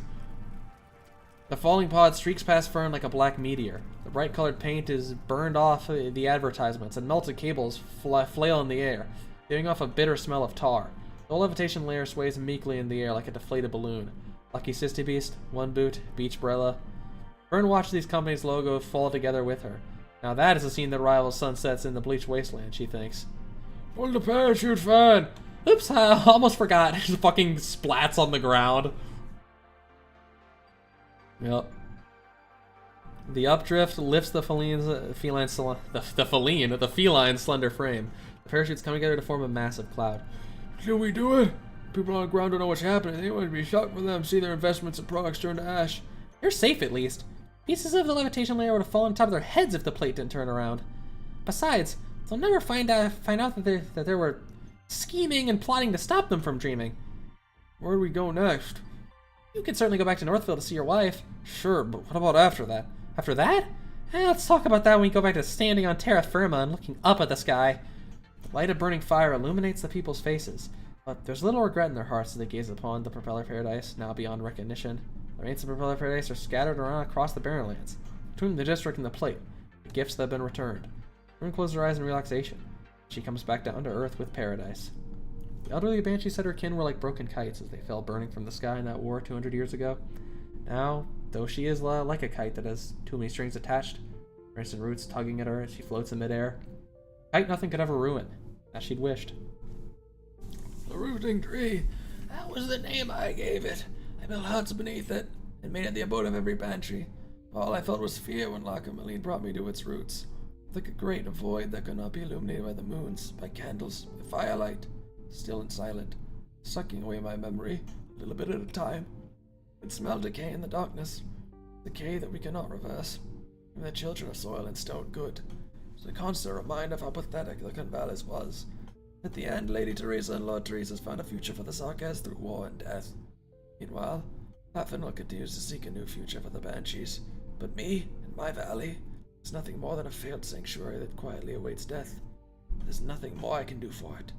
So you ran away from the roosting tree, ran away from death. Why here, though? Everywhere outside the Convalis was the same. Grey, chaotic, impossible to navigate. There was only one path I remembered. Those unfamiliar names you said. Pythonian, Laterano, Columbia. I followed the names. Followed your scent. That's an uncomfortable thing to say. Not knowing what end the path led. What I would do there. I just didn't want the tree to turn me into an empty husk. But you chose to go into another tree. I was filled with sorrow when I saw that you planted another roosting tree here. When I felt the spread of decay, I thought you were going to repeat our mistakes. Even if we couldn't save the Convalis roosting tree, I wanted to do something for this one. Even if all I could do was stay its decay and save you from sorrow for a while. When I saw it with my own eyes, I realized there's nothing I could do for it, but it could save me. Roosting tree only takes memories, but this one shares. It shares the story of the Convalis and of your journey. Makes me feel that I'm alive. I'm sorry, Nasty. I had fused with the tree before I stopped the path from collapsing. Once again, I deceived you. That's why you were so lucid. That's why the tree rejects my incantations. You rewrote its grammar and changed its operating logic. It keeps you alive and you keep it running, even though neither of you are what you used to be. You're like a program that relies on a bug to keep running. Bug? Program? Like a withered tree that relies on a parasitic vine to remain standing. It's not so bad, is it? If this can keep it from withering, I've finally done something useful. For you, the Banshees, Osakas. I can bring it back to the Convalis. Bring you back. That would be pointless. Why? Why is the tree not responding to me? That means it's working. The outer casing of the device Nazi is carrying on her belt falls away with a crack. Paper tapes pour out, laying themselves out around her as though following an invisible blueprint, forming an elaborate and organized framework. The tapes are filled with tiny holes that represent incantations, coming together to build Nasti's unique language and safeguard her unique rules, rejecting the anarchic spread of the branches. I said I must understand, or I can put an end to this error. Now I do. Nasti raises her pen and writes down a function, an incantation. Reconstruct. Oh. The memories that tree shared with me, they're disappearing. Nasty, what are you doing? Wiping the preloaded data in the tree. All that it shared with you was only temporary data for experimentation. I know you don't want to forget, but what you truly want to remember and retain are not these hodgepodge data put together for experiments. Even if so, please don't make the last thing I see be the sight of you destroying your life's work. You've walked such a long road and suffered so much for it. To you, the Convalis was your life's work, but I've never had one. I have a goal. The tree is the means to it. My judgment is not based on how much I committed to it, only whether it can achieve my goal. You hope that fusing with it would keep it from withering, but not withering won't make it any more useful. Just like the roosting tree of the Convalis. I don't want to be cruel, but the roosting tree never truly consoled the dying. It's no more than a simple Phoebe tree, bent under the weight of incantations. It's native to the genus Phobopsis, the family of Targangelis Simarupac. Oh, come on, man! What the fuck is this? Targangels Simarobaceae. Targangels Simarobaceae. And its wood is commonly used for buildings in Southeast Terra. I had an elf colleague verify its nature after I joined Rhine Lab. It became the roosting tree of the Convalis because you saw it as a symbol and mourned its change. It is withered because it reached the end of its natural lifespan. That is all? Even the colors that run through its branches is merely the result of exposure to incantations over the years. I don't remember how it used to look anymore, but Nasty, if it's truly so, why does your tree look so much like the roosting tree? Because it reminds me of you, just as you think of me. You know why I planted this tree? I remember the day we parted.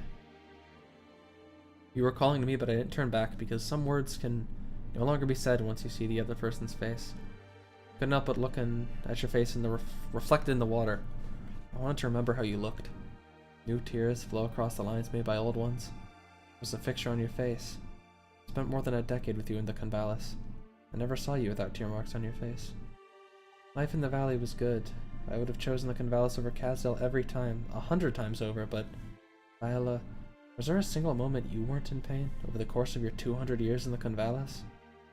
At first, I thought I could wipe away your tears and make you smile with simple methods. You spent a whole day wiping my face with mistable pulp. Only later that I learned why you were in pain. Because your pain was the decision, the lie. The kin who suffered because they defied their nature. The kindred who could not return to the myriad souls because there was no one to deliver them. They were the source of your pain. To solve your problem, I must solve the problems of the Banshees. The problems of all the Sarkaz. The answer lies outside the Convalis, outside Casdell, in a place that I don't know. As I indulge in such fantasies, I saw you and I sail in the sky. The reflected sky.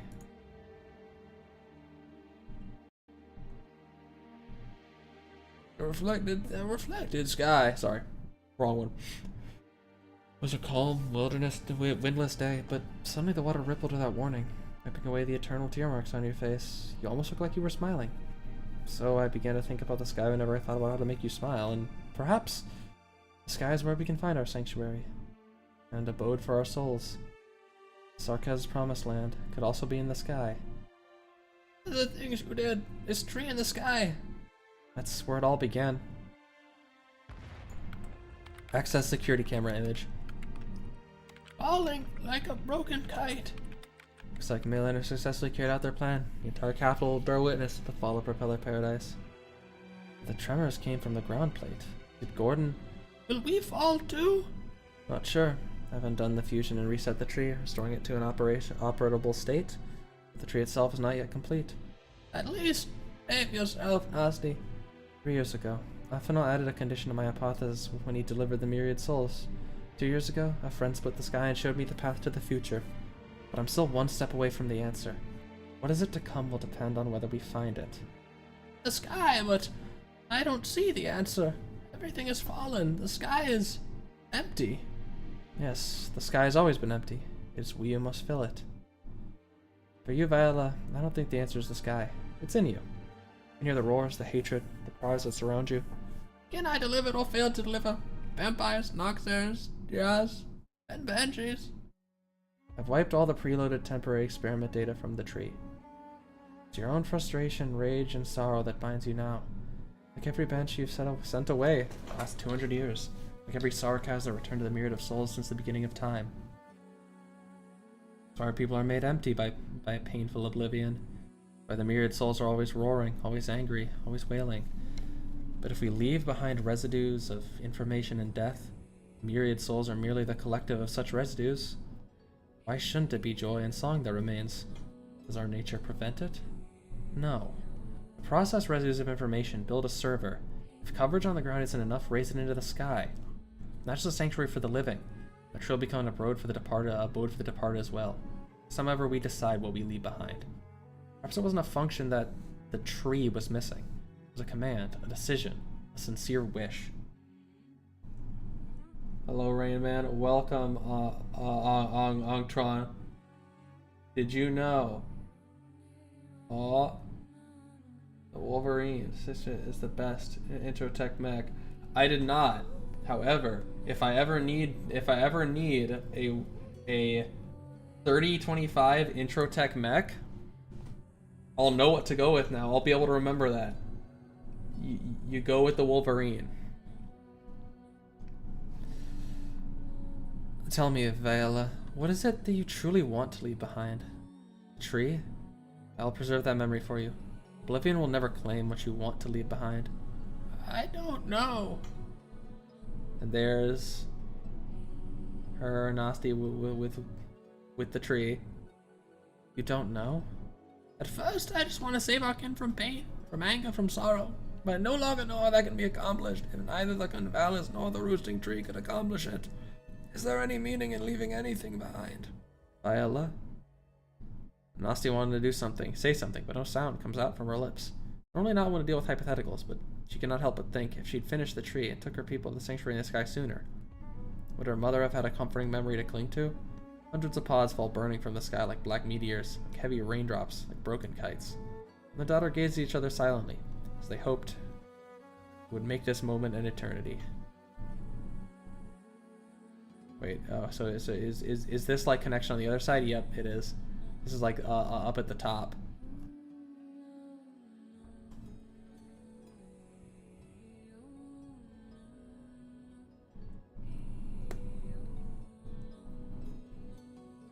Oh.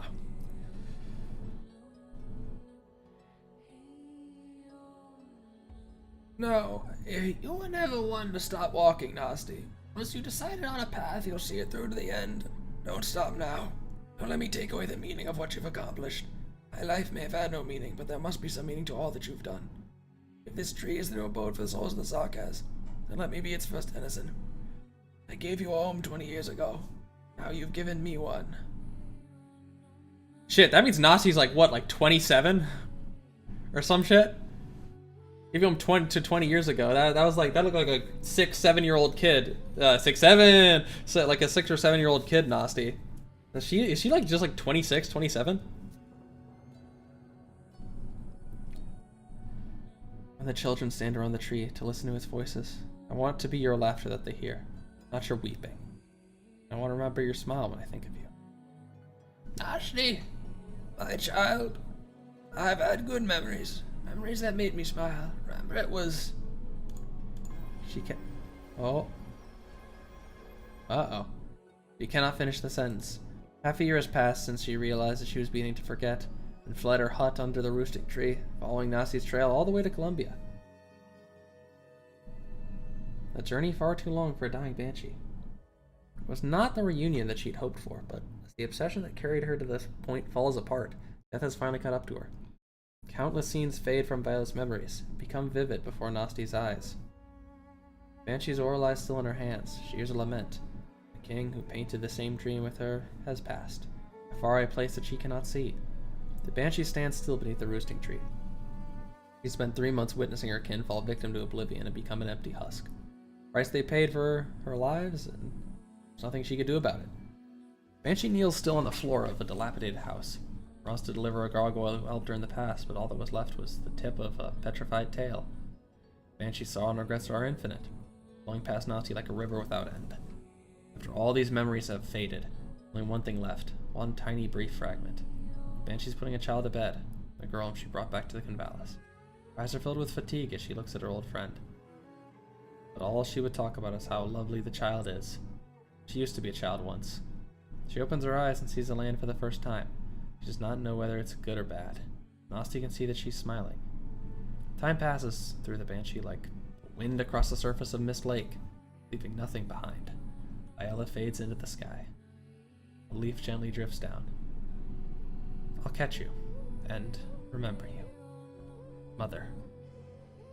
Nasti catches the leaf gently, as her mother once picked a leaf from the tree for her. One does not need a bone whistle to accompany a smile. After a long silence, she blows a tune with the leaf. Like threads, the notes weave the gentlest incantation she's ever weaved. Be at peace. Meanwhile, back here, variable at age of 27. It does make sense because they mentioned Nasti being the youngest, and I was like, I'm pretty sure Dorothy was like really young when she became a director too.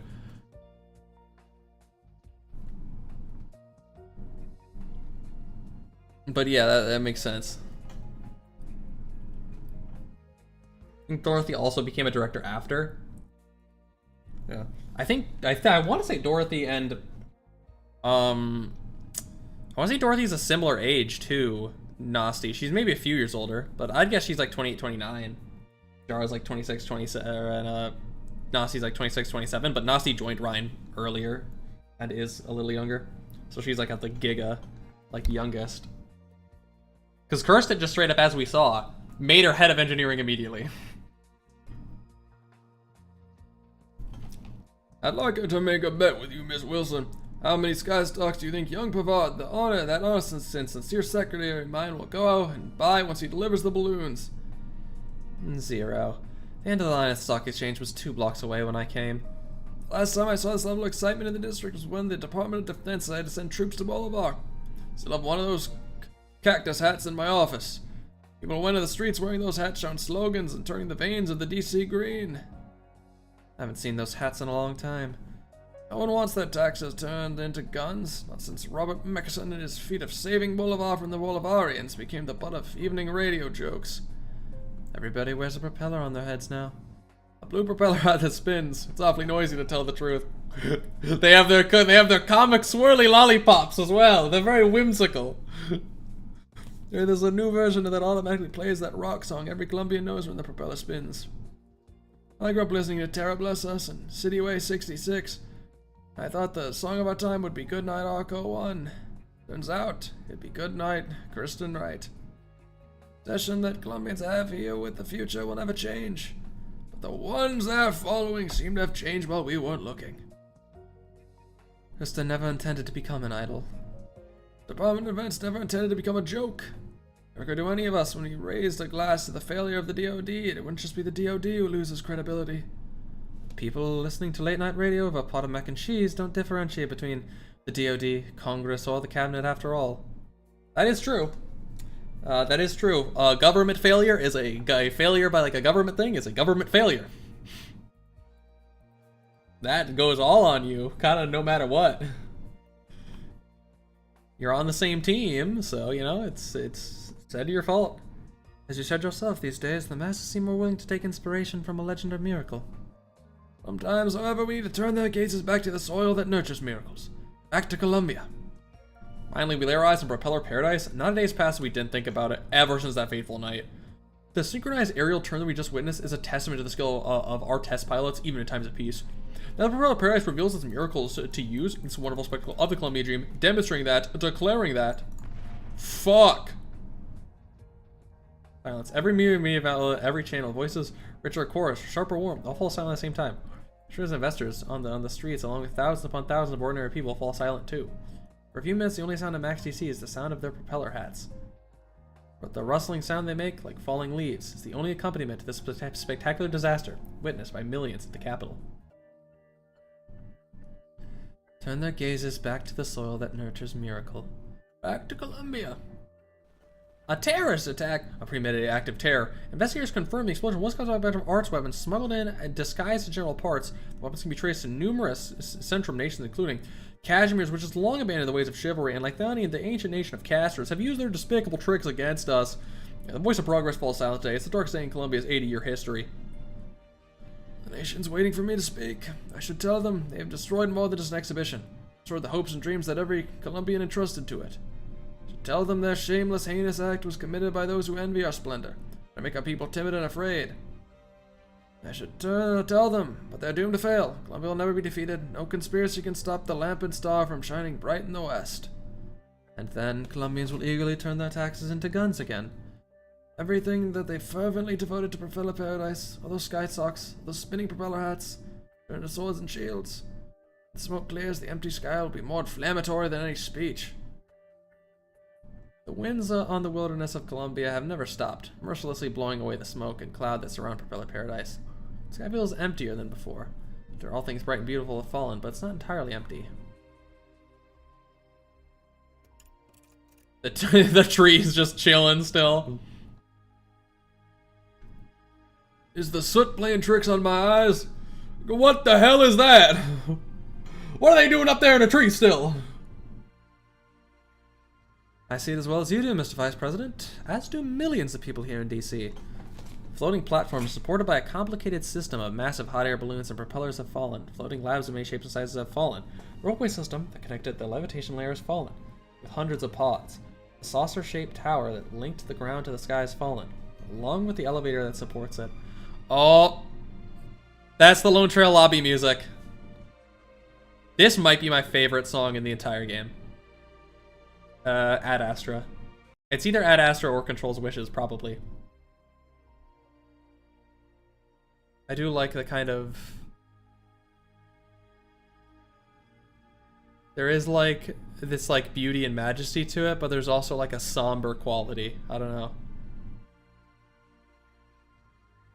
It kind of elicits the same feelings as like C418, the guy who made the Minecraft soundtrack. I think it elicits some of the same feelings as some of the songs in the Minecraft soundtrack that has this, that they're like, you know, they're beautiful and everything, and there's a majesty to them, but there's like this sense of nostalgia as well. There's like this melancholic nostalgia. Yeah, like this part. There's like something almost sad about it. When one thing rises through the clouds in the bright skies of Colombia. Passion Mayliner, sir. Propeller Paradise has stopped moving toward the capital. It's now heading for the southeastern border, accelerating. Mayliner believes we're trying to escape Colombia, which would be an act of treason. Mechanized units on the border are moving to cut off Propeller Paradise's potential routes. More importantly, the unknown object in the sky has already been locked by our defensive artillery deployed along the district's route.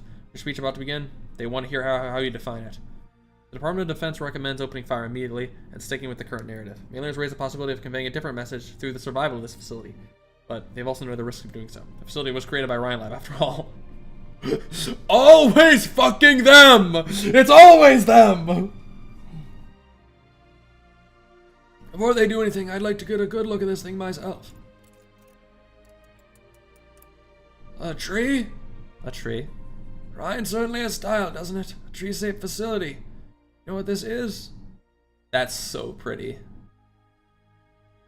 Oh god, the mixture of like the like kind of facilities around it and just the actual tree flowing through it. That's so pretty. Ryan certainly has style, doesn't it? A tree-shaped facility? Do you know what it is? I have no idea. Suppose I'm just here to lighten the mood while you vent about Ryan. Well, it doesn't matter. What it is will soon stop mattering to the people, just like that balloon that couldn't fly.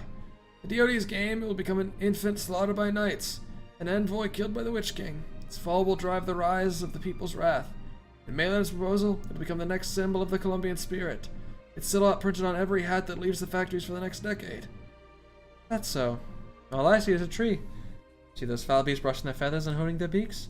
They've accepted it that it's a tree they can roost on. A tree rising from the wounds of Colombia. How should people understand it? They don't have to. You didn't need to understand the mobile mining platform on the wilderness that you skipped class to watch when you were young. Did you know that it was carrying a group of ambitious pioneers or desperate debtors? Did it return with a full load of riches, or was it simply drifting aimlessly? All I know is that I really didn't want to take a test that day. The mining platform happened to be chasing the setting sun. Mining platform chasing the setting sun? And a flying tree. Not so different, are they? What's your position, Mr. Vice President? The Vice President of the Colombian Union.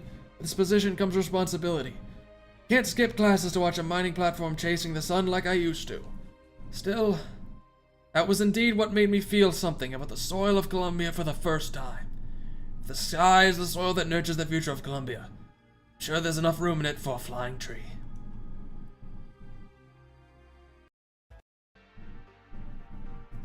I would have to like read through this like event again myself. Oh, 13 minutes. It's still a long chapter, Brian. My throat hurts. I don't wanna. I wanna be done. God damn it. I would have to like read back through it. There's a lot of like. I think there's a lot of like cool like moments that are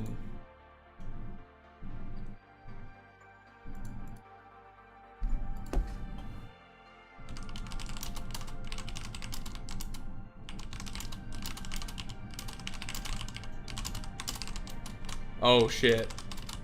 Oh no. Oh, I thought my homies were trying to.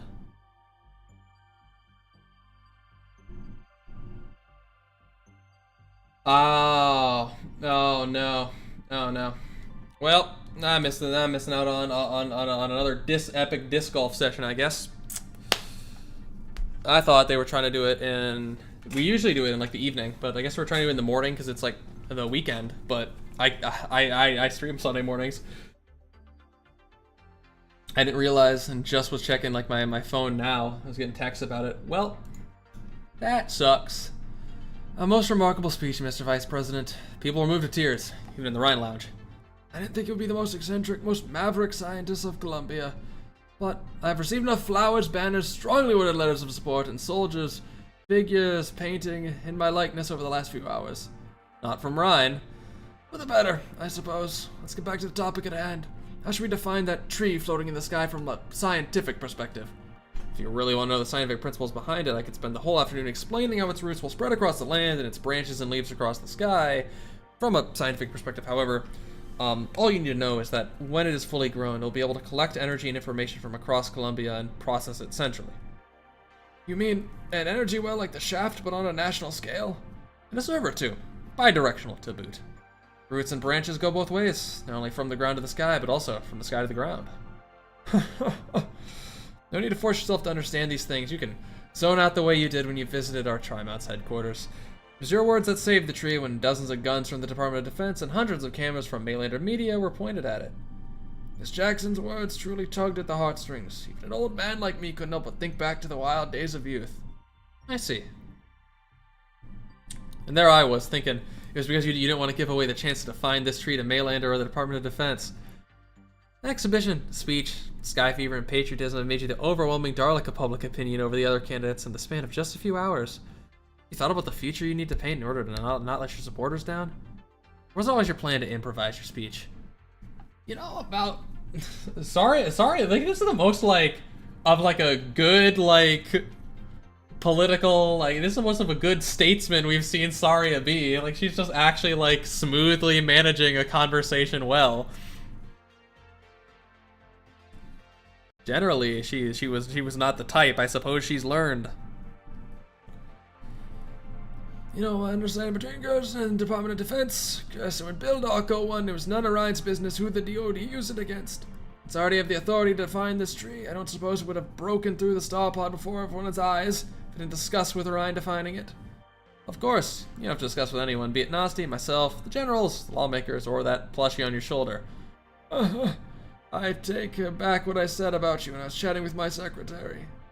What do you mean? You're easier to deal with than Kirsten. State your demands. Lift the lockdown on Propeller Paradise and allow the escape plate to return to Capital's route for repairs. As to those involved in the incident, Escaped. That's not how DC will define what's happened. Researchers who stand in the front lines of Colombian science would never flee in the face of foreign sabotage, would they? What else? lift the lockdown on Rhine Lab. You know what I'm talking about. You and I shall hold an official meeting as soon as possible. Can't ask the government to undo something we haven't done. We've only ever been curious. What can Rhine Lab do? Like, you're kind of crazy. I'm not gonna lie. Y'all are kind of crazy. Seriously, is no one sleeping tonight? Should have held some night wilderness tours. You just wouldn't stay still, would you? Even when the plate's broken down. I could say the same about you. You look like a clerk gazing blankly at the sky outside after coming back from vacation. Are they on the ground or are they still in the sky?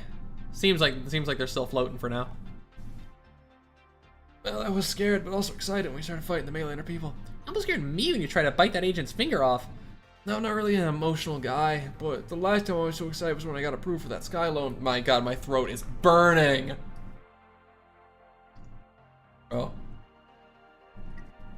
This story's very good, but like, bro, release me. A loan shark was showing off levitating devices to entrance at a local bar. So many people watching that they broke the fence. In the end, it was an educational economic crisis that decided who got the loan, who could fly a drone the highest and the furthest. So you ended up being the sucker who got scammed into it? That night, I stupidly bribed my wife, showing off the finger I used to move the control stick and win a chance for the future. Only a few days later, you realized there was no battery in the controller at all? Yeah, should never trust myself when blood gets into my head. You charged the blockade with us without a second thought, didn't you? Yeah, like 60 minutes of the slaughter in the wilderness, waiting for the government to decide our future. Like an onion thrown into a washing machine, getting layers after layers peeled off in these tides of fevers. You want to escape to the washing machine, or do you want to be more than a powerless onion? A few years ago, I had an idea while going into Bleach Wasteland for a third time. I sneaked inside with a truckload of pure gold ore, took it to the border check when in broad daylight. My mates would forget all that terrifying legends in the blink of an eye and begin another great expansion. And it wouldn't be much different from what we're going through. Even if it began with a bored tour guide rather than a scientist who split the sky, even was a hoax rather than a milestone, we could always try to see the new possibilities inside the door marked impossible to escape the laws of common sense that seem to have no end. Go somewhere else and live a different life. Oh my god, Fern, just stop talking! Just be done! It hurty! You, me, the hundreds of Propeller Paradise testers, and even a Ride Research Assistant Sky, we're all the same. The onion can't get out of the washing machine. We can remember why we chose to go inside. The government doesn't hang us all for treason tonight. I want to stay on Propeller Paradise, run Lucky Sisty Beast, and pay my debts. Deliver a letter to my wife. I don't really trust regular messengers. Would you like to join Fern's tours? I could deliver you. I could ship you to your wife. I don't believe it. There can't be a single scientist on Terra like you. How'd you meet Gustav? You know about his and Maylander's plans? Shame I never actually got to teach him a lesson. That old fox ran off with Maylander's people after the levitation layer fell. The thing is that he was taken away in handcuffs. Handcuffs! He wanted me to take the fall for Propeller Paradise, but he's the one who ended up going down. Good. Been sitting here the whole day with spars and hammers. What are you studying? I'm preparing for a journey. The Karanta gestures from the bottom of his shoes. Only then does Gordon realize that the sound of the Karanta makes walking does not come from shoes. A piece of crescent-shaped metal nailed to your feet. Doesn't that hurt? No, feet are more trustworthy than shoes in treacherous terrain, such as the swamps of Sargon, the ice fields of Sami, and the barren lands of Columbia. Don't plan on hiding your identity from me. My role is insignificant in this entire event. I simply came to help a friend and made a new friend along the way. I do so hate free spirits. You have enough experience to be my travel companion, but you won't do it. ATAO is going to be purged after this accident. Why should I not go back when the old fox no longer has any influence?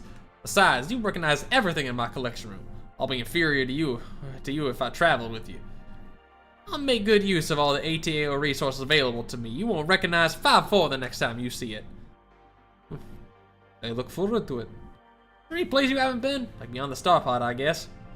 But there are many paths. No one has trodden before. If there indeed comes a day when humanity stands among the clouds, I will continue to cast my gaze to the land. I saw you coming this time, Mercia. It's rare to see you not bearing your head in work. Are you waiting for someone? What about you? Your colleagues already pulled out of Propeller Paradise before the sun had set. Another rule of secretaries, you have to be the last one to leave. Just ran into a bit of trouble when packing. Hover. What the hell was that sound? Oh, thank you. I was wondering how I'd get them down there. Yet you chose the most scenic route. One that would take you around the tree. I wanted to see the final resting place of Viola, your mother. Her epitaph is the leaves that grow upon it. Look up on your way out. She might have the wind carry one to you, if she still remembers you. You're not angry that I used Viola to complete Maylander's mission? You also defied Maylander's orders, in order to help her. If it's to prison that you go from here, I would not consider it a shining example of Columbian justice. I swear to God! Not again! Come on! Oh, thank God. No need to worry about that. The Tin Man once decorated himself with drone pots that Mr. Celine discarded. Usefulness is not the only standard that he uses to judge. And this little rebellion won't be either. I think that's the one you were waiting for. I'll take my leave then. Give me the parameters, Sky. Transmission complete. Nothing out of the ordinary. Tree's in great shape, but you already know that, don't you? Just making sure the battle didn't wreck your brain. First thing I learned on the streets of Tri-Mounts was how to fight. I wouldn't be here at Rind if a fight or two could wreck my brain. Till I come back, you're in charge of the tree's regular maintenance. Any derivative projects, all our staff, workers, and testers in Propeller Paradise. I need you on top of your game. I got the projects, but the workers and testers, they have been asking what you liked. They wanted to give you a token of their appreciation before you leave. They stayed because of you, Director Lunaroy. What did you tell them? I don't know. I have no idea what you like, other than our work. Take a Star Pod Wars stamp to Pitt tomorrow. He'll tell you everyone's personality and interests. Director, the first thing I learned on the Barren Lands was how to deal with people. What do you like, then? It's not hard to find out. It's time to go. I'll leave the tree in your hands. Huh? What, the one you were waiting for? He's used to traveling alone. He's probably already left. Left? But we're in the Barren Lands. He'll find a way.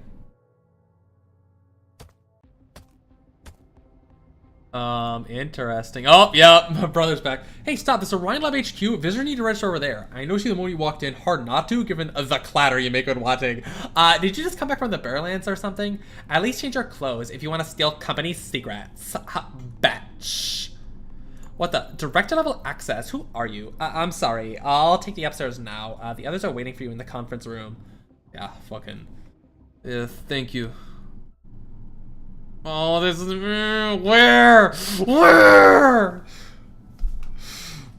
she? Where is she? Where? There's no roingus in there. Also, good to see the brothers back. Good to see the Ferd, the Clued is back. That's the gist of it. The rest of the details are on the slide. The Propeller Paradise has docked with Max DC. The district will now proceed to perform repairs and take inventory. Hundreds of tech firms, more than 1,000 research projects on the sky and flight, and some 20 to 30,000 people. Could take months to complete. Fortunately, Sari's negotiation with Jackson was a success. And the Ryan Engineering, okay. I got a text, wait, just making sure that I sent something to the homies, okay.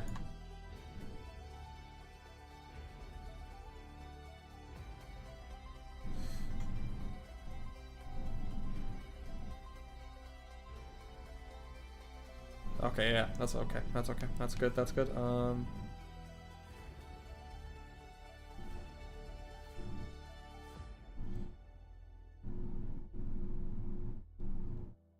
Okay.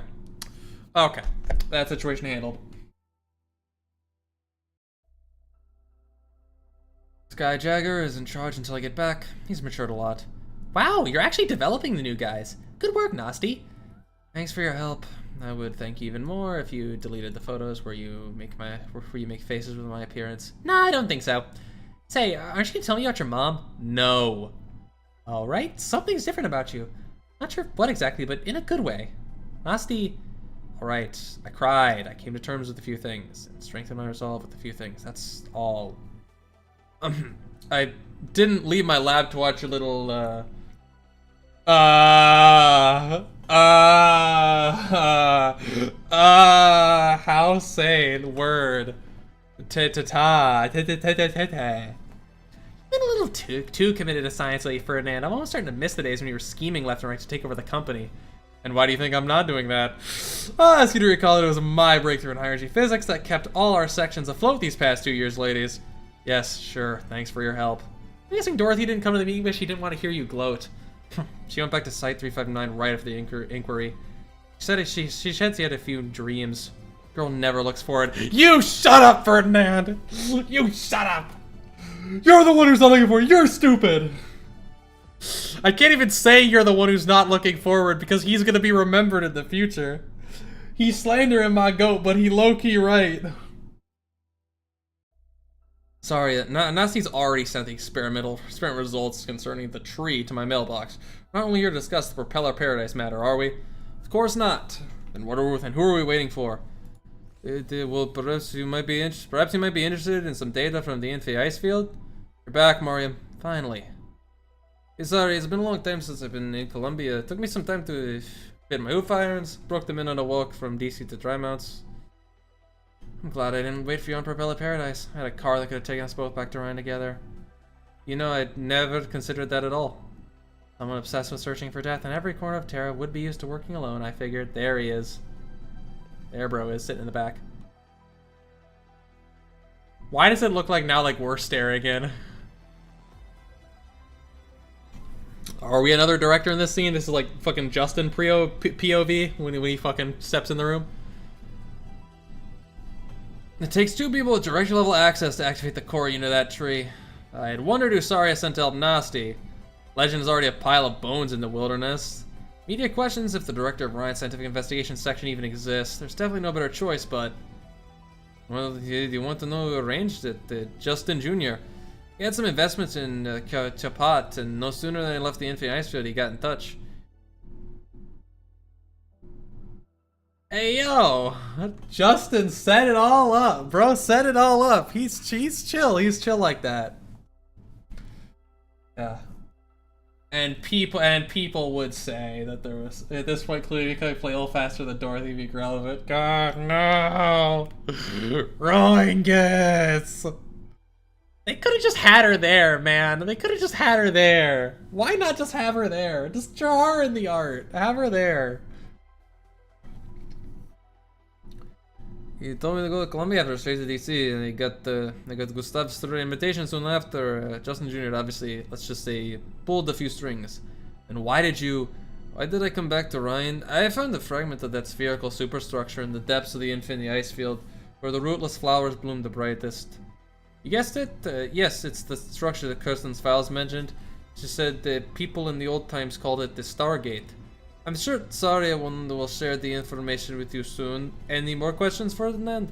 Okay, I thought not. Nothing's changed about how you ask and answer your own questions, Mariam. You left Ferdinand with nothing left to say. Alright, looks like everyone's here. This meeting is rather overdue. For the past 2 years, all mainstream Colombian media and tech tabloids have made the same judgment. The gap where the Glaricide disappeared is the scar upon the star pod. Scar upon Rhine. They even come with a whole narrative. And the cancellation of Ryan's end of year cocktail party. We were all busy, that's all. Yes, but now we finally have some time. The joint project between engineering and ecological has some unexpected twists and turns, but the final result was a smashing success. Nasty! You're now holding the key to a brand new domain, if we can keep it in our hands. Mariam's discovery in the FAI field has proven beyond all doubt that those strange tales that Kirsten collected are indeed based on actual fact. Perhaps it will help us rebuild dialogue with an old era. And Wilsey's has brought back data from our observation station in Kirag. Data that's very interesting, or very dangerous. I'm sure you've heard about the events in Bolivar. 20 science teams have gone missing in the Black Flow. Explorers and schemers will be excited if there are any developments with that swamp. Ryan should act too, Saria. Magellan is already on her way. And let me tell you, she's our brightest, she's our smartest soldier. We can trust her. The events and phenomena that have unfolded since Kirsten's incident indicate the most well-hidden secrets of Terra all lead to the same answer. Lead the reason for Terra's existence, and whether it's a disaster or a brave new world waiting for us in the future. Rhine Lab's already made preparations. That alone's not enough. We must respond to the fear of the unknown and go boldly where no one has gone before. What she said was absolutely correct, Nasty. However, Rhine Lab must be the one to turn that key. Oh. Of course, we'll have a makeup cocktail party.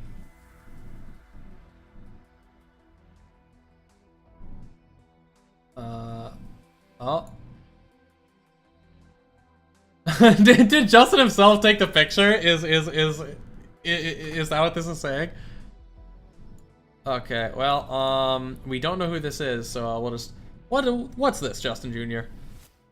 Newspaper sample. I would like you to think of a title for this article here before it goes to print. These scientists gather to mourn the end of the sky fever, prepare to usher in a new tide of new changes. Send a screenshot of your communications with your colleagues to the Savior? More appropriate to put it as DoD-aligned newspaper getting its hands on certain documents that could not be obtained by official means. But I heard your controls already reached an understanding with Jackson concerning Propeller Paradise. Not too thrilled about it, are you? But it won't stop me from making another deal with you. I understand that in the aftermath of the Horizon Arc project, Rhine Lab's credibility with the Department of Defense has been roughly the equivalent of Mama John's scratch-off lottery tickets. Garbage. Which is why I only came to you after Saria reached an understanding with Jackson. In the aftermath of the setback in Bolivar, failure of the Horizon Arc project, and the Propeller Paradise incident, the Department of Defense's credibility with President Mark Max has become, I suppose I should spare you the proverbs. I don't know what exactly our scientists are planning, but I know the value they can create. In this, I'm sure we're in agreement. I'm a businessman, and my priority is Rhine Lab's business interests. Sounds like I have no reason to refuse. It's a pleasure doing business with you. To be frank with you, I didn't think much of you when Blake recommended you. I'm sure you remember my life story that I just shared, which is a fairly interesting one if I do say so myself. All you need to do is think something of fate. As for your attitude toward the one who controls its pulse, that's rarely in your hands. Like, sequel bait? Question mark, question mark, question mark? Justinio set to get his shit together? But damn, yeah. So Justin organized getting Mariam over there. Justin got Nasty's back in all things. They are such understated friends. I swear.